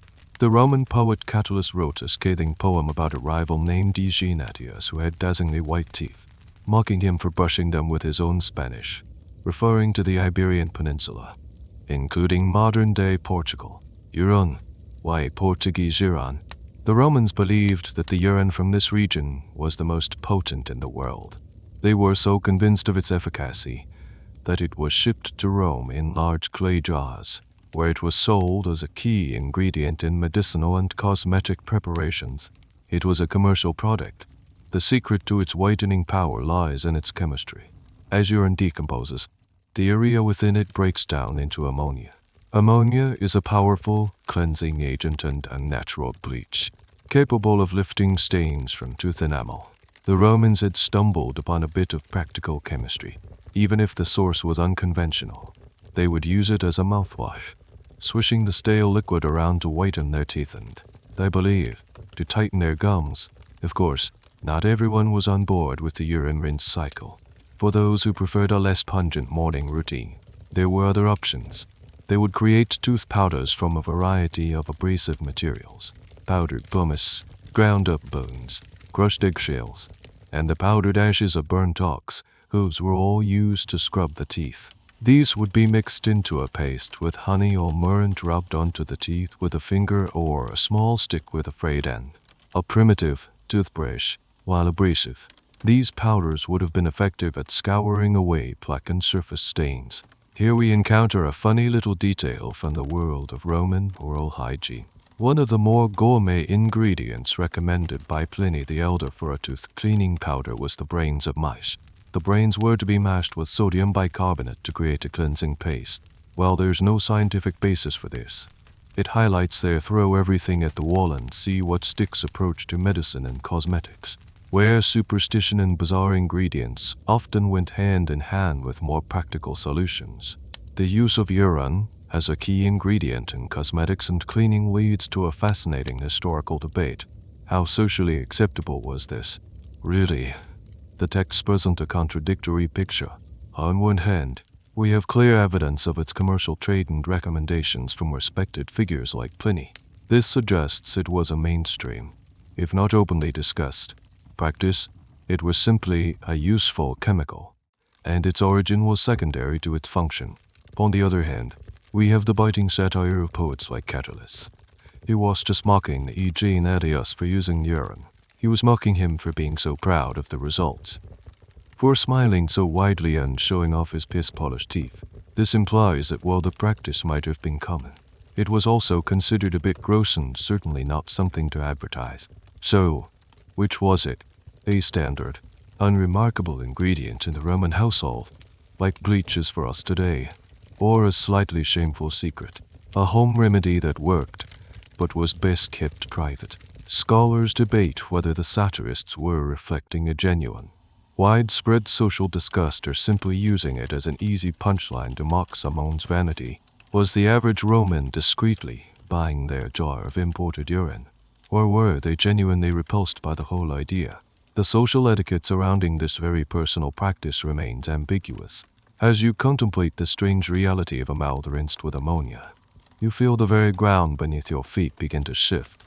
The sounds of Latin and the rumble of chariots are fading, replaced by a softer, more melodic language. The marble columns and stone amphitheaters are dissolving, replaced by elegant wooden pagodas with gracefully curved roofs. The air no longer smells of olive oil and stale urine, but of cherry blossoms, silk, and green tea. Your journey is taking a great leap eastward, across continents, to a land with a completely different history and a radically new vision of beauty. You are arriving in Han Dynasty China. The world reassembles around you, and it's a place of breathtakingly different beauty. You're standing in a courtyard garden in Chang'an, the capital of Han Dynasty China. The rigid lines of Roman architecture have been replaced by the elegant, sweeping curves of tiled roofs. The air is filled with the scent of plum blossoms and the gentle sound of a goose egg being plucked nearby. The people you see scholars in flowing silk robes, Court ladies with their hair in elaborate buns carry themselves with a different kind of grace, one defined by subtlety, poise, and a deep connection to poetry and nature. You have traveled not just across space, but across philosophies. The Western ideals of sculpted bodies and dramatic, colorful faces have vanished. Dear, the concept of beauty is deeply intertwined with Confucian and Taoist principles. Beauty is not just about the face or body. It's an expression of inner harmony, virtue, and one's place in a well-ordered society. A woman's beauty was seen as a reflection of her inner serenity, her delicate nature, and her refinement. The first thing you notice about the face of a high-ranking court lady is its striking paleness. Just like in the West, a pale complexion was the absolute foundation of beauty. It was a powerful class signifier, indicating that she was of a high enough status to not have to labor in the sun. This is the mainstream, cross-cultural truth you've seen before. Pale skin equals privilege, but the Chinese method for achieving it was different. While they did use powders, their go-to was often a rice powder or lead-based powder similar to what you've seen before. Their approach was more holistic. They believed beauty came from the inside out. Their skincare was deeply connected to traditional medicine. They drank specific herbal teas and ate foods like pearl powder, dates, and goji berries, all believed to purify the blood and brighten the complexion from within. The ideal female form was also completely different from the athletic, statuesque bodies admired by the Greeks and Romans. Here, the ideal was one of slenderness, grace, and an almost ethereal fragility. Women were expected to move with a light, gliding step, their movements fluid and controlled, like a willow in the wind. This was achieved not through exercise in a gymnasium, but through posture, practice, and the constraining, elegant cut of their silk robes, which emphasized a willowy silhouette. But here's a wonderfully weird detail of Han Dynasty aesthetics that is often forgotten: the importance of scent and sound. A truly beautiful and refined woman was not just a visual delight. She was an olfactory and auditory one as well. Ladies of the court would often carry small, intricately perforated sackets or pomander filled with fragrant herbs and spices like cloves and patchouli. These would be tucked into their sleeves or hung from their belts, so that as they moved, they would leave a subtle, enticing trail of perfume. Even more peculiar was the auditory element. Sometimes, tiny jade pendants or miniature bells would be sewn into the hems of their long, flowing sleeves or robes. As the woman walked with her prescribed graceful, swaying gait, these pendants would click against each other, creating a soft, tinkling, musical sound. This was a sign of ultimate refinement. It meant her movements were so controlled and rhythmic that she could create a pleasing sound as she passed. It was a multi-sensory experience of beauty, where sight, scent, and sound all combined to create an impression of perfect grace. This leads to a quiet but important scholarly debate about the role of women in shaping these aesthetic standards. The classic texts that describe these ideals, the importance of a pale face, a slender body, a graceful walk, were all written by men. They often describe women in a passive, almost objectified way, as beautiful things to be looked at. This has led some historians to argue that these beauty standards were entirely imposed upon women by a patriarchal society, designed to keep them delicate, constrained, and ornamental. However, other scholars, particularly those focusing on female poets and the private lives of women, argue that this is too simple a reading. They suggest that women were not just passive recipients of these standards, but active participants and innovators within them.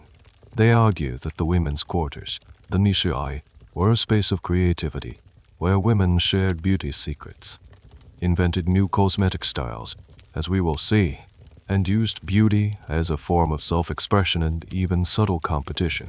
Was the willow in the wind ideal a cage designed by men? Or was it a framework within which women found agency and created their own unique culture of beauty? The lack of direct, personal diaries from women of this era makes it difficult to say for sure, leaving their inner perspective on these demanding standards a matter of historical interpretation. You look again at the court lady. Her face is a serene white canvas. Her cheeks have a hint of rouge, and her eyebrows are beautifully shaped, but it's her mouth that draws your eye. It's small, and the color is concentrated in a very specific, stylized shape. You are about to discover the intricate art of the Chinese lip. Your attention is fixed on the court lady's lips. They are unlike anything you have seen in Egypt or Rome. Her mouth isn't fully colored in a natural shape. Instead, the pigment is concentrated in the very center, creating a small, stylized shape that makes her mouth look like a tiny, perfect blossom. This is the art of the cherry-like small mouth. Ying Tao Xiao Kao Yu, a central tenet of traditional Chinese beauty for centuries. The mainstream ideal was not a full, sensual mouth like the one admired in the West. Instead, a small, delicate, and cherry-red mouth was considered the height of femininity and refinement. To achieve this look, women would first cover their natural lip line with their pale face powder, effectively erasing their mouth's true shape. Then, using a brush, they would carefully paint a new, smaller mouth shape onto the center of their lips. The cosmetic they used for this was called dianchun, or lip dotting. The pigment itself was usually made from vermilion, a bright red mineral, mixed with mineral wax and animal fat to create a waxy balm. This balm was stored in small, beautiful buck scissor pots. Sometimes, the balm was formed onto a piece of paper or silk, which a woman could then press between her lips to transfer the color, an ancient precursor to modern lip staining papers. The balm was often scented with fragrant oils, adding another layer to the sensory experience. But the cherry mouth was the single, static style. This is where you discover a fascinatedly creative and little-known aspect of ancient Chinese cosmetics, the sheer variety of lip shapes that became fashionable over the centuries. This was just about coloring your lips. It was about painting a specific, named, artistic shape. During the Tang Dynasty, the golden age of cosmetic creativity, this art form reached its zenith. Dozens of different lip patterns were in vogue, each with a poetic name. There was the cherry petal style, a simple, small oval in the center of the lips. There was the more complex flower blossom or blooming lotus style, which used shading and delicate points to mimic the shape of a flower with its petals unfolding. A particularly whimsical style was the butterfly wing, where the upper lip was painted with two small, wing-like shapes. Some styles were incredibly small, just a tiny dot of red on the upper and lower lip, creating an almost doll-like effect. A woman might choose her lip style based on her mood, her outfit, or the latest trend from the capital. It was a form of personal expression, a way to be both fashionable and artistic. An entire book from the Tang era, the Treatise on Adornment, supposedly detailed all these styles, though it has since been lost to time. This practice of painting stylized lips leads to a subtle but interesting historical debate. Why did this trend emerge? What was the driving philosophy behind it? The most common explanation is rooted in social ideals. The small mouth was seen as a sign of a demure and modest woman, one who did not engage in loud talk or unseemly gossip. The painted shape reinforced this ideal of quiet femininity. However, some scholars propose a more artistically driven theory. They argue that the practice was less about enforcing social norms and more about the deep integration of painting and calligraphy into Chinese culture. A woman's face was treated like a silk scroll. The eyebrows were painted with the expressive strokes of a calligrapher's brush. The lips were painted with the same precision and artistry as a painter would render a flower petal. In this view, the cherry mouth was just about looking demure. It was about turning the face into a living work of art, reflecting the highest aesthetic principles of the time. Was it primarily a tool of social control, reinforcing a quiet ideal, or was it an act of personal artistry, an extension of China's rich visual culture onto the human face? The two ideas are not mutually exclusive, and the true motivation likely lay somewhere in between. But historians still debate the primary cultural driver behind this unique cosmetic tradition. As you admire the intricate lip design, your eyes are drawn upward, past the pale cheeks and the high-bridged nose. You look above her eyes, at her forehead, and you see something you don't expect. A delicate, painted pattern, like a tiny jewel, right between her eyebrows. This isn't just makeup. This is a whole new category of facial adornment. You are about to enter the world of Yi Huang and Hu Dian. Your gaze travels upward from the artfully painted lips to the woman's forehead. This expanse of pale skin, framed by her dark, elaborate hairstyle, is not left unadorned. It serves as a canvas for some of the most distinctive and beautiful forms of makeup in Chinese history. You are looking at the delicate arts of Yi Huang, forehead yellow, and Huadayan, flower ornament. First, you notice a soft, crescent-shaped smudge of yellow pigment on her forehead. This is Yi Huang, which literally translates to forehead yellow. This fashion is said to have originated in the southern and northern dynasties period, inspired by the golden statues of Buddha that were becoming increasingly popular. Women would use a yellow pigment, possibly derived from the gardenia fruit or other plant-based dyes, to paint a delicate yellow shape onto their foreheads. It was often a simple crescent moon, a circle, or a more diffuse wash of color. This is the mainstream understanding of Yi Huang, a Buddhist-inspired forehead decoration that added a touch of the divine and exotic to a woman's appearance. But then you look closer at another lady of the court, and you see something different, something more intricate. In the center of her forehead, right between her eyebrows, is a tiny, exquisitely rendered decorative motif. It could be a flower, a fish, a bird, or just an abstract pattern. This is a Huadayan, or flower ornament. The legend behind the Huadayan is one of the most romantic in the history of cosmetics. It's said to have started with Princess Xu Yang of the southern dynasties. One day, she was napping under a plum tree in the palace garden when a single plum blossom petal drifted down and landed on her forehead. The petal stuck there, leaving a faint, 5-petaled pink stain that was said to enhance her beauty so much that the other court ladies began to imitate it. They started painting delicate floral designs on their foreheads in the same spot. This is where you discover the wonderfully creative and resourceful materials used to make these ornaments. Huadayan wasn't always painted on. Often, they were pre-made appliques.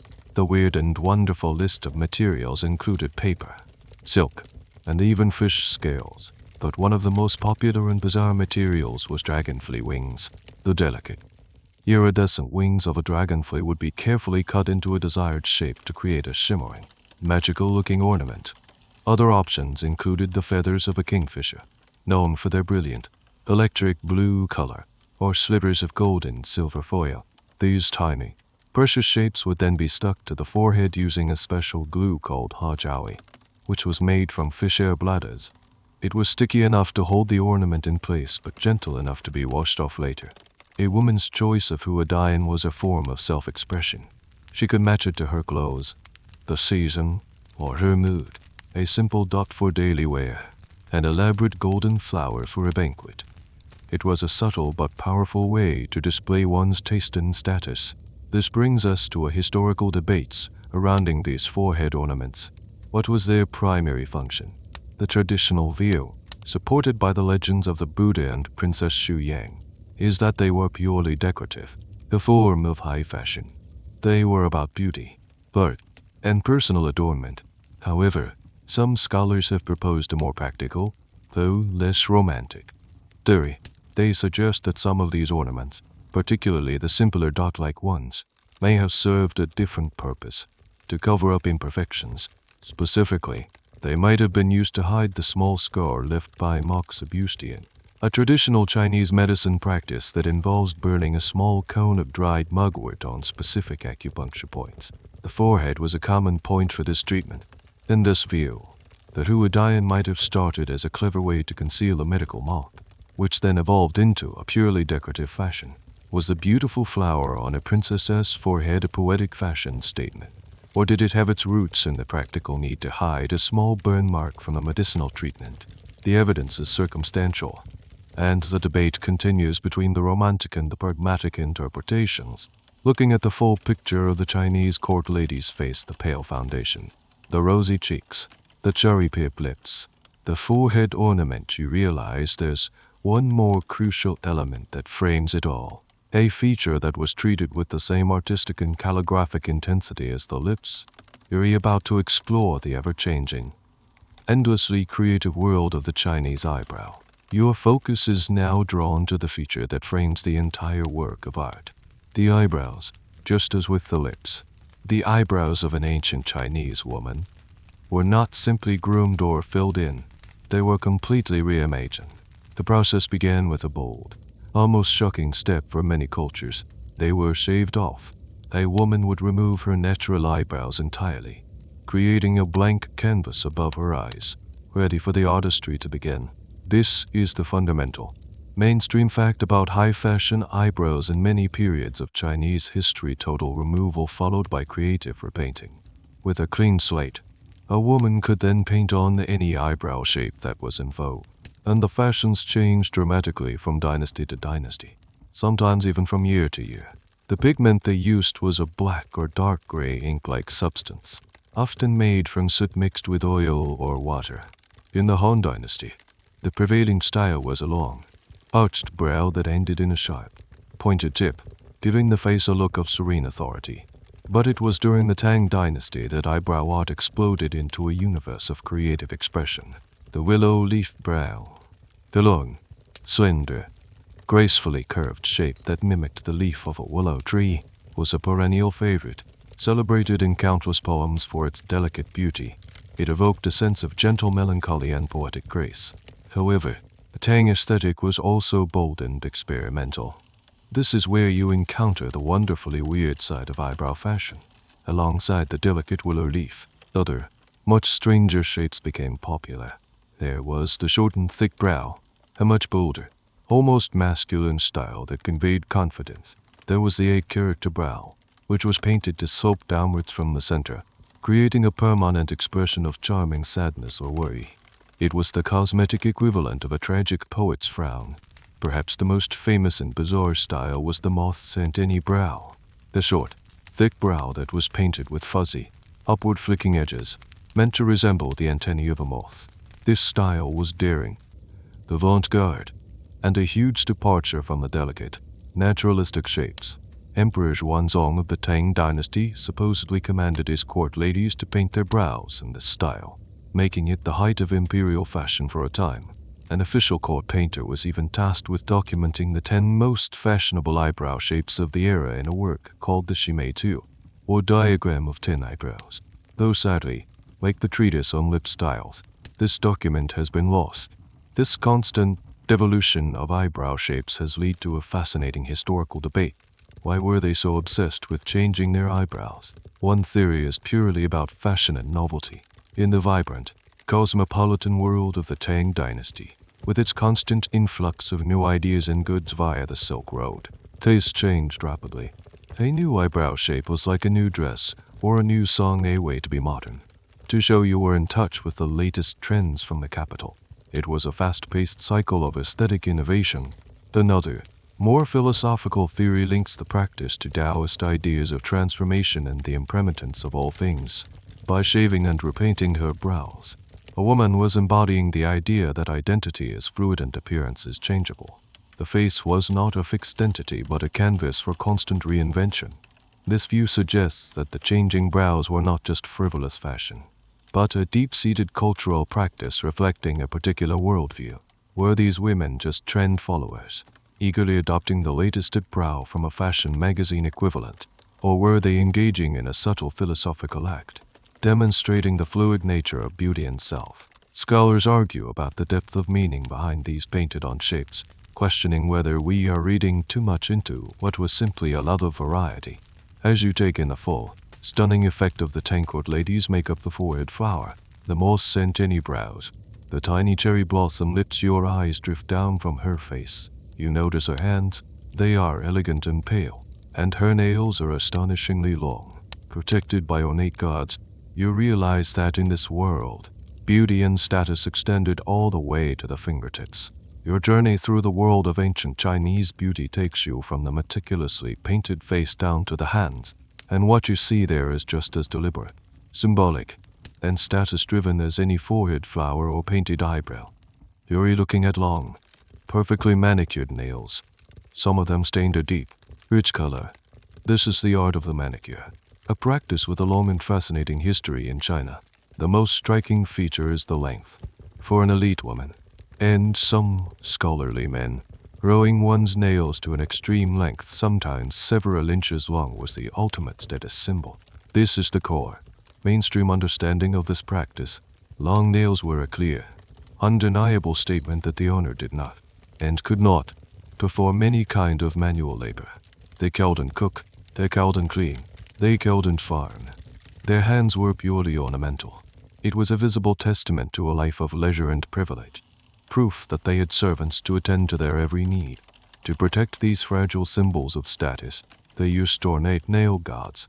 These were exquisitely crafted sheaths, often made of silver or gold, sometimes adorned with precious stones or intricate filigree work.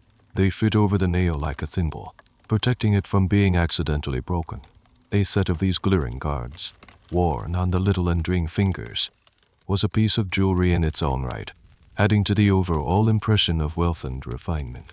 But it wasn't just about length, it was also about color. Nail staining has been practiced in China for thousands of years, dating back as far as the Zhou dynasty. The recipe for the dye was a carefully guarded secret, passed down through generations. The most common ingredients were a mixture of crushed flower petals, often from orchids, roses, or impatiens, a flower still known today as touch-me-not or, tellingly, nail dye flour, alum, and gelatin. This mixture would be applied to the nails as a thick poultice, and the fingertips would be wrapped in leaves or cloth and left overnight. The process would be repeated for several nights until the nails were stained a deep, translucent shade of pink or red. Here's where you uncover a wonderfully specific and weird detail of this ancient art. The choice of color was not of personal preference. It was dictated by strict social hierarchy. During some dynasties, specific colors were reserved for the imperial family. For example, in the Zhou dynasty, the emperor and his immediate family might have worn gold or silver dust on their nails, later evolving to black or red. Lower-ranking nobles and officials would be permitted to wear other colors, but if anyone below a certain rank was caught wearing the royal nail color, it could be considered an act of treason, punishable by death. Your manicure was a direct reflection of your place in the rigid social order. This strict regulation of nail color has sparked a historical debate.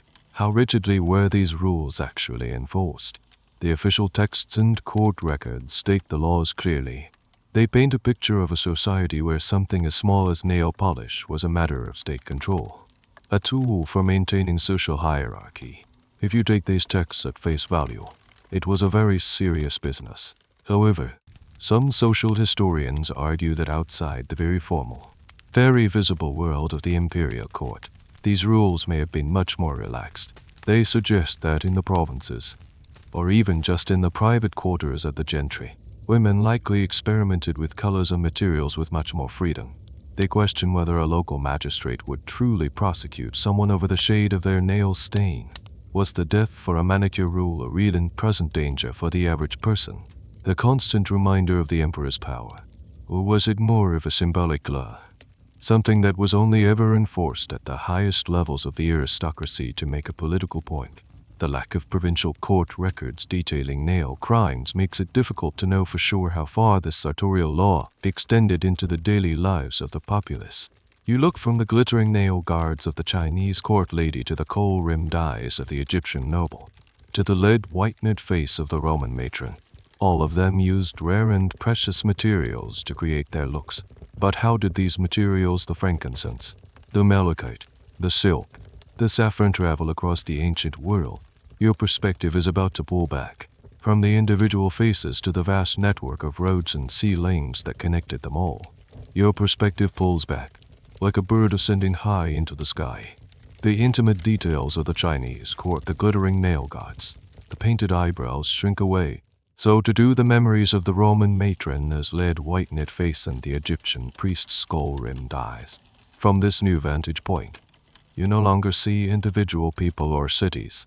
You see a vast, interconnected map of the ancient world, woven together by a fragile, shimmering network of pathways. These are the trade routes, the arteries and veins that pump the lifeblood of luxury, including the very ingredients of beauty. Across continents, you see two great systems dominating the landscape. The first is the legendary Silk Road, a sprawling web of caravan trails stretching from the heart of China to the shores of the Mediterranean. This is the mainstream, iconic image of ancient trade, long lines of camels laden with precious goods, trudging through treacherous deserts and over formidable mountain passes. From the east came the eponymous Silk, not just as fabric for robes, but as fine thread for embroidery and even as a base for high-end Huadian, Chinese cinnamon and rhubarb, prized for both medicinal and cosmetic uses, also traveled west, in the other direction. From the Roman Empire and the lands in between came gold, silver, and brilliantly colored glass, which would be treasured in China. Roman women, in turn, coveted Seer's foam, their name for silk, and the subtle spices that could be used in their complex perfumes. This network was the engine of ancient glamour, a long-distance conveyor belt delivering the exotic to the dressing tables of the wealthy. The second great system was the incense route, a maritime and land-based network that began in the southern Arabian Peninsula. The ancient kingdoms of Saba and Hadait or Amayuti. This was the source of the two most important scents of the ancient world, frankincense and myrrh. These aromatic resins were more valuable than gold. You see the caravans moving north, their precious cargo destined for the temples of Egypt to be burned as KY5, for the altars of Rome to honor the gods, and for the perfumed jars of wealthy women across the civilized world. This route was the olfactory highway of antiquity. Here, in the mechanics of this trade, you discover a wonderfully weird and disorienting fact about the ancient consumer experience. A wealthy Roman woman buying a small packet of silk fibers to be powdered into a face treatment had almost no concept of China. She didn't buy it from a Chinese merchant. She bought it from a Syrian or Egyptian trader in the markets of Rome, who had bought it from a Parthian merchant in Mesopotamia, who had in turn acquired it from a Sogdian middleman in Central Asia, who had traded for it at the edge of the Han Empire. The goods passed through so many hands that their true origin became a thing of myth and legend. Romans had vague, fantastical ideas about the land of Seers, where silk grew on trees. The vast distance and the chain of intermediaries shrouded the world in mystery. You weren't just buying a product. You were buying a piece of a story, a fragment of a far-off, half-imagined land. This vast interconnectance leads to one of the biggest and most fundamental debates in ancient history. What was the true impact of these trade routes? Were they transformative forces that created a kind of early globalization, fundamentally changing the societies they touched? Or were they just a superficial phenomenon, a thin veneer of luxury that only affected a tiny, wealthy elite? One side of the debate argues for a transformative impact. They point out that these routes carried more than just goods. Buddhism traveled from India along the Silk Road to become a major religion in China, directly influencing fashions like the yuan for head paint, artistic styles, scientific knowledge, and even diseases spread along these same paths. The desire for these foreign luxury goods could reshape local economies and create new classes of wealthy merchants. In this view, the world was deeply and permanently changed by this contact. On the other side, many historians argue that this view is an exaggeration. They contend that for the overwhelming majority of people in the Roman Empire, or Han China, the farmers, the soldiers, the laborers, these routes meant nothing. Their lives were dictated by the seasons and local concerns, not the price of frankincense. They would never see, touch, or smell these exotic goods. This school of thought argues that the trade was a luxury market for the top 1%. And to speak of a connected world economy is to project modern ideas onto the past. Was the ancient world truly interconnected? Or was it a collection of vast, largely separate civilizations with a few tenuous threads of luxury trade dangling between them? The scale and depth of the impact remain a subject of intense scholarly argument. As you trace these great superhighways of trade, your eye is drawn to a place that lies far to the north and west. An island on the very edge of the known Roman world.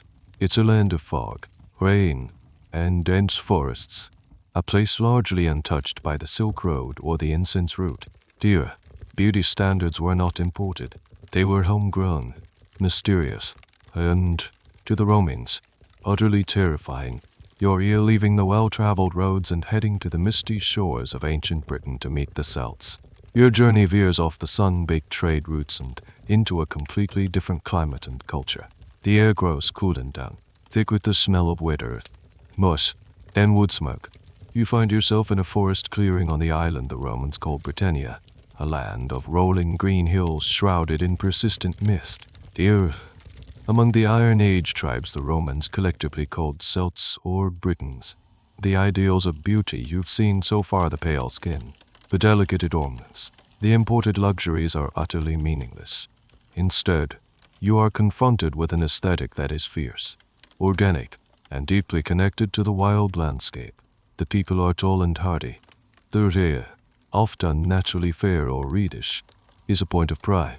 The Roman historian Diodorus Siculus wrote that they washed their hair frequently in a lime water solution. This had the dual effect of cleansing it and bleaching it, making it even lighter. Then, they would pull it back from the forehead, styling it to stand up in stiff, spiky points, which Diodorus said made them look like satyrs or woodland spirits. It was a bold, intimidating hairstyle, a world away from the coiffed curls of Rome or the intricate buns of China. Their bodies are adorned with heavy, ornate jewelry made of bronze, gold, and enamel. They wear magnificent toques, thick, twisted metal collars around their necks, and intricate brooches to fasten their woolen cloaks. Their beauty was in the craftsmanship of their metalwork, the boldness of their hair, and the strength of their physique. But the most striking and famous feature of their appearance is the color of their skin, or rather, the color they painted onto it. You see warriors preparing for a skirmish, and they are painting their bodies with a deep, dirty, blue dye. This is the mainstream image of the ancient Britons, immortalized by the Romans who faced them in battle. Julius Caesar, in his account of the Gallic Wars, wrote, "All the Britons dye themselves with woad, which produces a blue color, and this gives them a more terrifying appearance in battle." Woad is a plant of the cabbage family, and its leaves can be processed to produce a blue dye similar to indigo.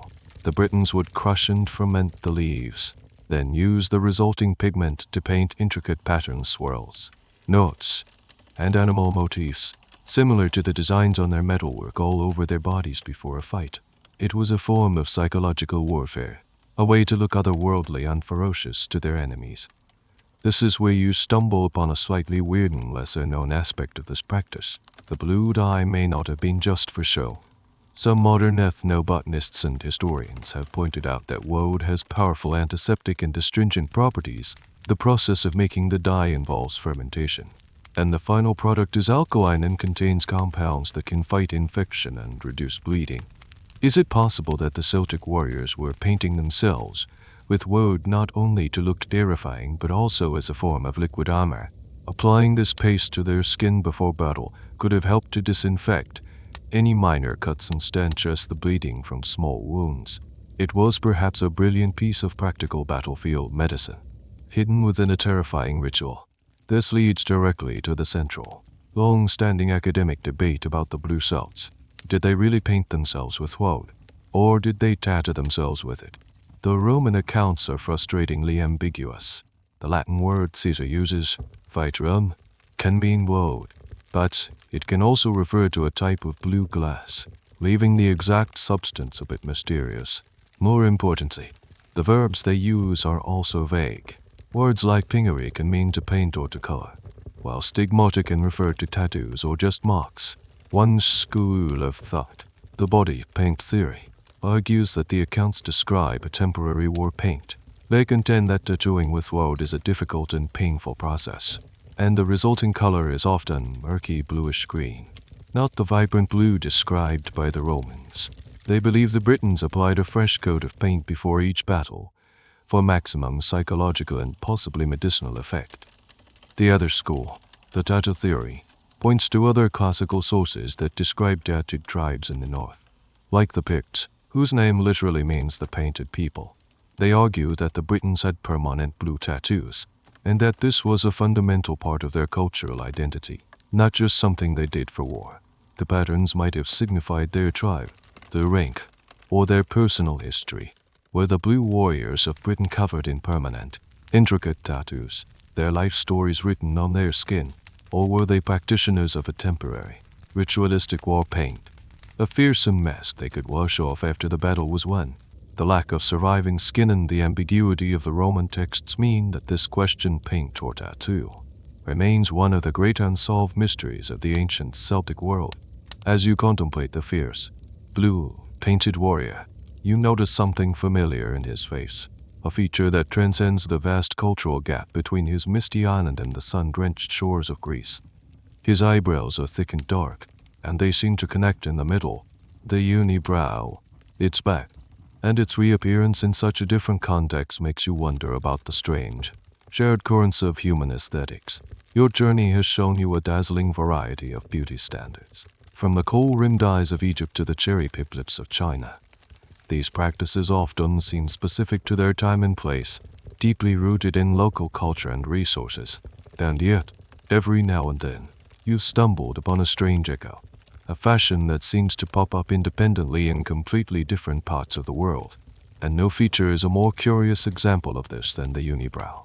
You first saw it in ancient Greece, where poets praised its beauty and women used soot or goat hair patches to create the perfect, continuous arch between their eyes. It was a sign of passion and intelligence. Then, you traveled to Rome, where Ovidin, the fashion-conscious elite, declared it out of style, a feature to be plucked away in favor of two distinct, well-defined brows.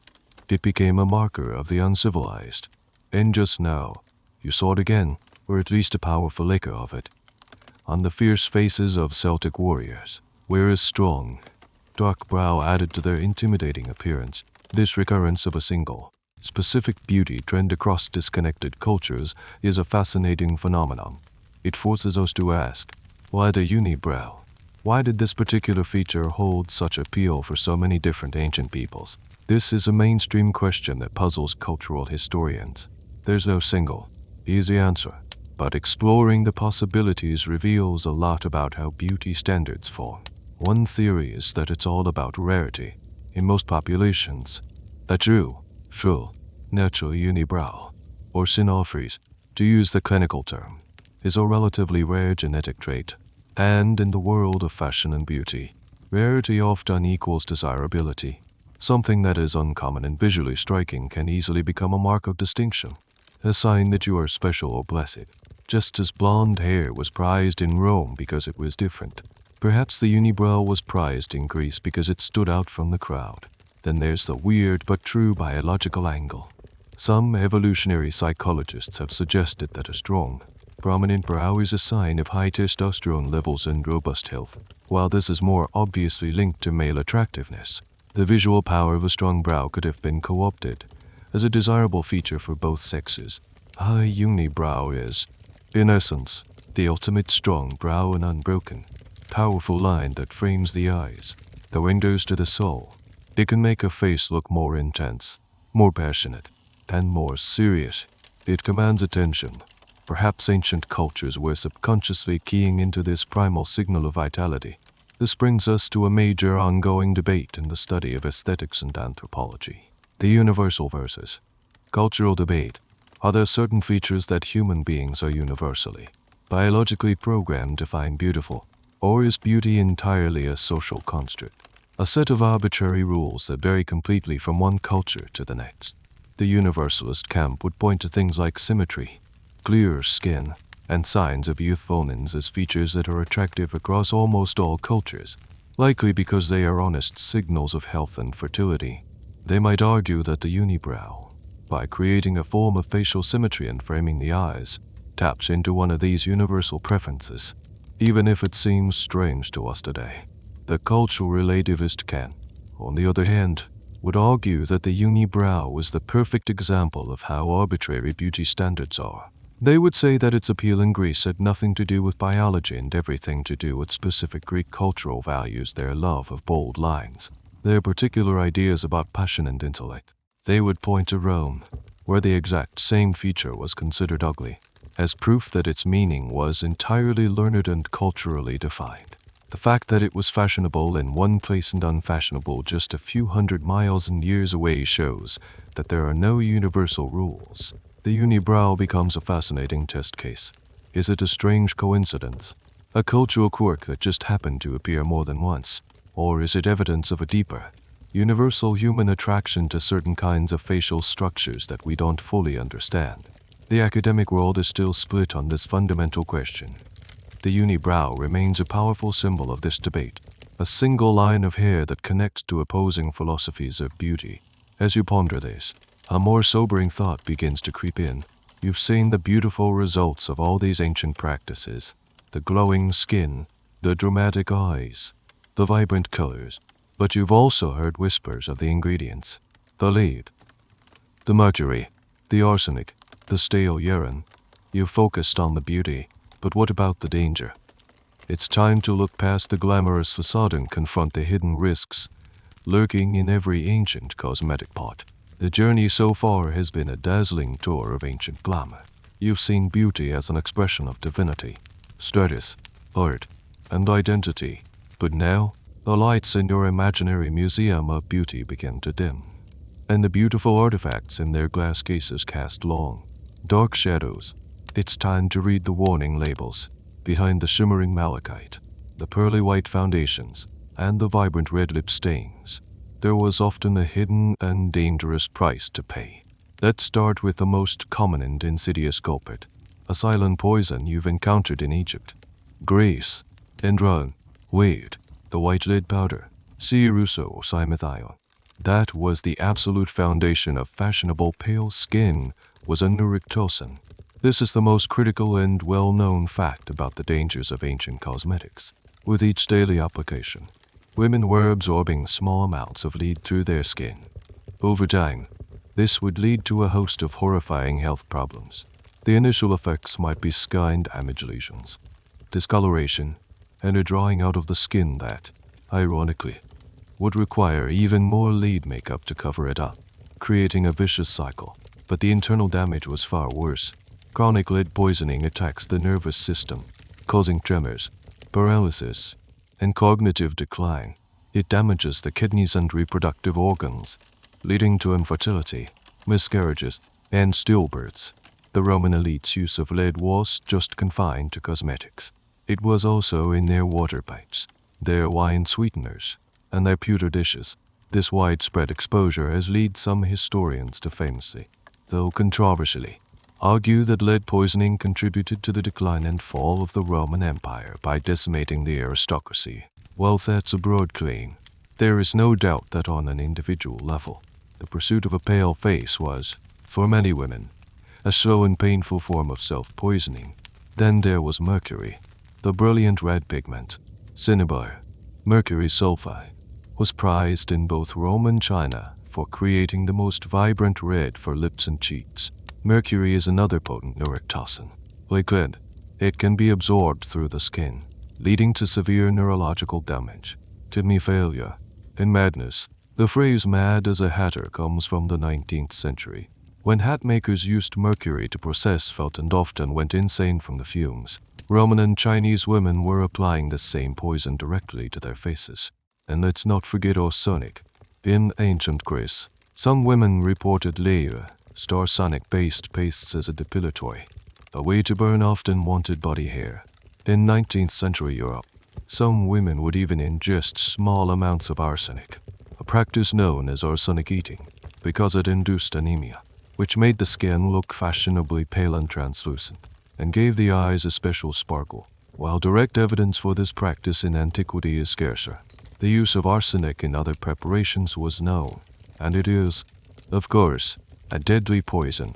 This brings us to a weird and chillingly ironic detail: the medicinal overlap. Many of these toxic substances were prescribed by ancient physicians as actual medicines. Lead-based ointments were used to treat wounds and skin infections. Mercury was sometimes used as a treatment for syphilis centuries later.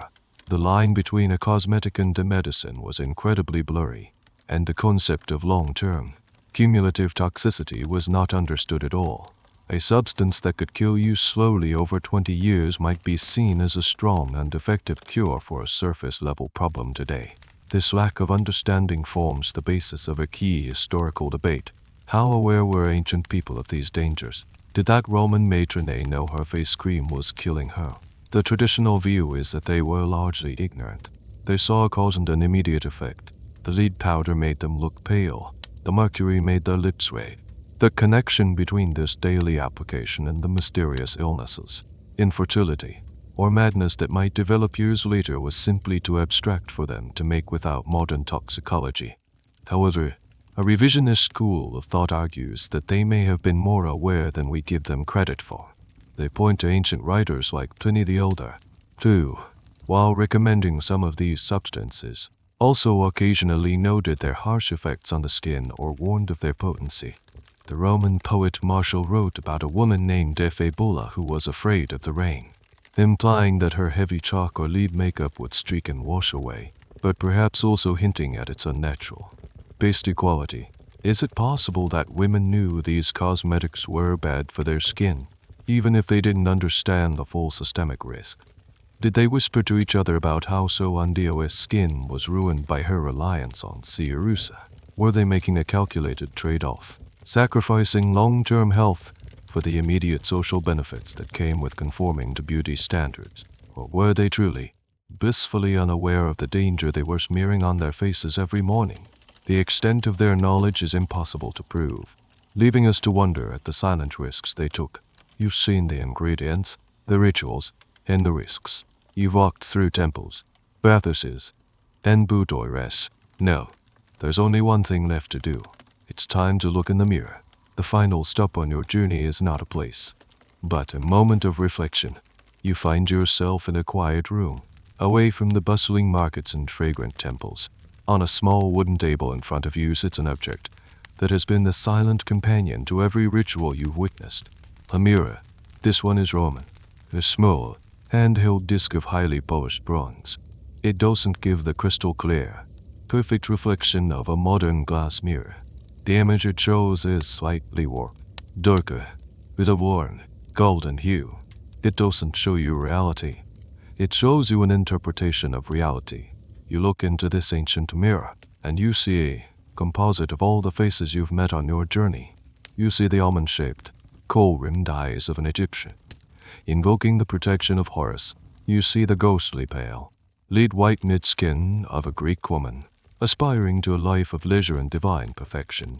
You see the hint of a goat hair unibrow patch. You see the crimson, mercury-stained lips of a Roman matronay and the delicate, painted-on cherry mouth of a Tang Dynasty court lady. You see the faint yellow smudge of Buddhist-inspired forehead paint and the glittering flecks of a Hoadian made from dragonfly wings. For the first time, you consider the most fundamental question of all. In an era before photography, before magazines, before the endless stream of filtered images on social media, how did ancient people know what they looked like? Their primary source of self-image was this imperfect, burnished piece of metal, or perhaps the still, dark surface of a pool of water. Their self-perception was softer, less defined, less scrutinized than ours is today. This is the crucial, mainstream understanding we must grasp. Their relationship with their own reflection was fundamentally different. They were chasing an ideal, but they could never see it with the harsh clarity we take for granted. This softer reflection might explain some of the more extreme cosmetic choices. A thick layer of white lead might look stark and pasty in broad daylight, but in the flickering, forgiving light of an oil lamp, reflected in a bronze mirror, it might have simply looked luminous and perfect. The effect was context-dependent. Here you discover one last, weirdly poignant detail about ancient mirrors.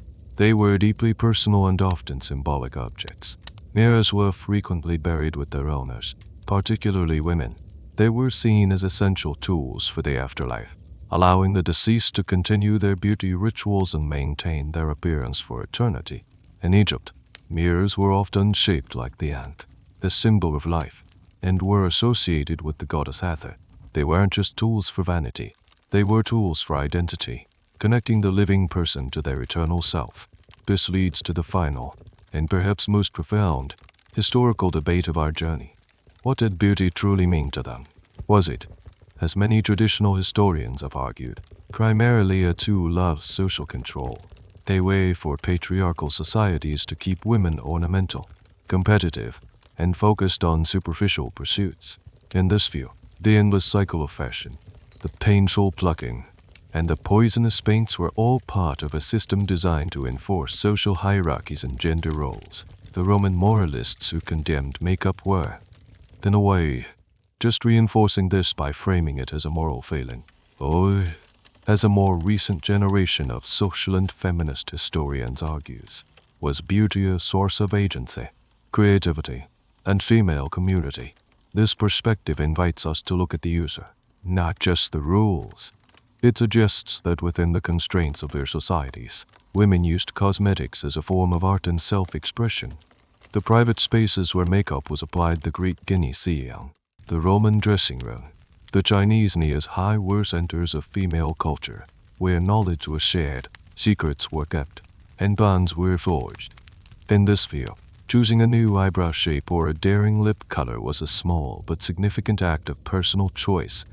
In a world that offered women very few, was the makeup pot a symbol of oppression or a tool of empowerment? The truth, of course, cannot be one or the other. It is both. Beauty was a cage, and it was a canvas. It was a set of rules imposed by men, and it was a secret language spoken by women. It was a way to signal conformity to the group, and a way to express the unique identity of the individual. It was dangerous, and it was delightful. It was a reflection of the gods, and a reflection of the self. You look down at the bronze mirror one last time. The golden, hazy reflection of 1,000 ancient faces looks back at you. The story of beauty isn't a simple, linear progression towards our modern ideals. It's a complex, contradictory, and deeply human story of our timeless desire to be seen, to belong, and to shape the face we show to the world. The air in the room seems to grow still now. The echoes of the past, from the rhythmic grinding of malachite on a stone pallet to the soft tinkling of jade pendants, begin to fade into a gentle, quiet hum.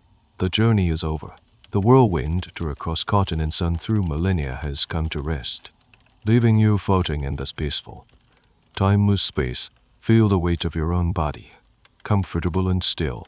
The stories you've heard are settling, not as facts and dates, but as soft, dreamlike images.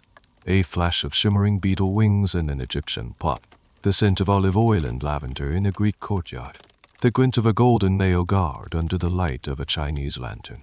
These images drift and float behind your closed eyelids, no longer sharp and defined, but blending into one another, like watercolors on wet paper. The concerns of those ancient lives, the pursuit of the perfect white skin, the fear of a smudged eyebrow, the secret recipe for a love potion, they all feel very far away now. Their anxieties have long since turned to dust. What remains is the universal, quiet pulse of human experience, the simple, shared desire to feel beautiful, to feel confident, to feel protected, to feel loved. You can feel the gentle pull of sleep, like a soft tide drawing you out from the shore of wakefulness. Each breath you take is slower, deeper, carrying you further into the calm, quiet dark. The world of kohl and cinnabar, of lind of lotus flowers, dissolves into the simple, comforting reality of your own bed, your own quiet room. There are no more debates to follow, no more mysteries to solve. There is only the gentle descent into rest, into the soft and welcoming landscape of your own dreams. The end of the article. Good night.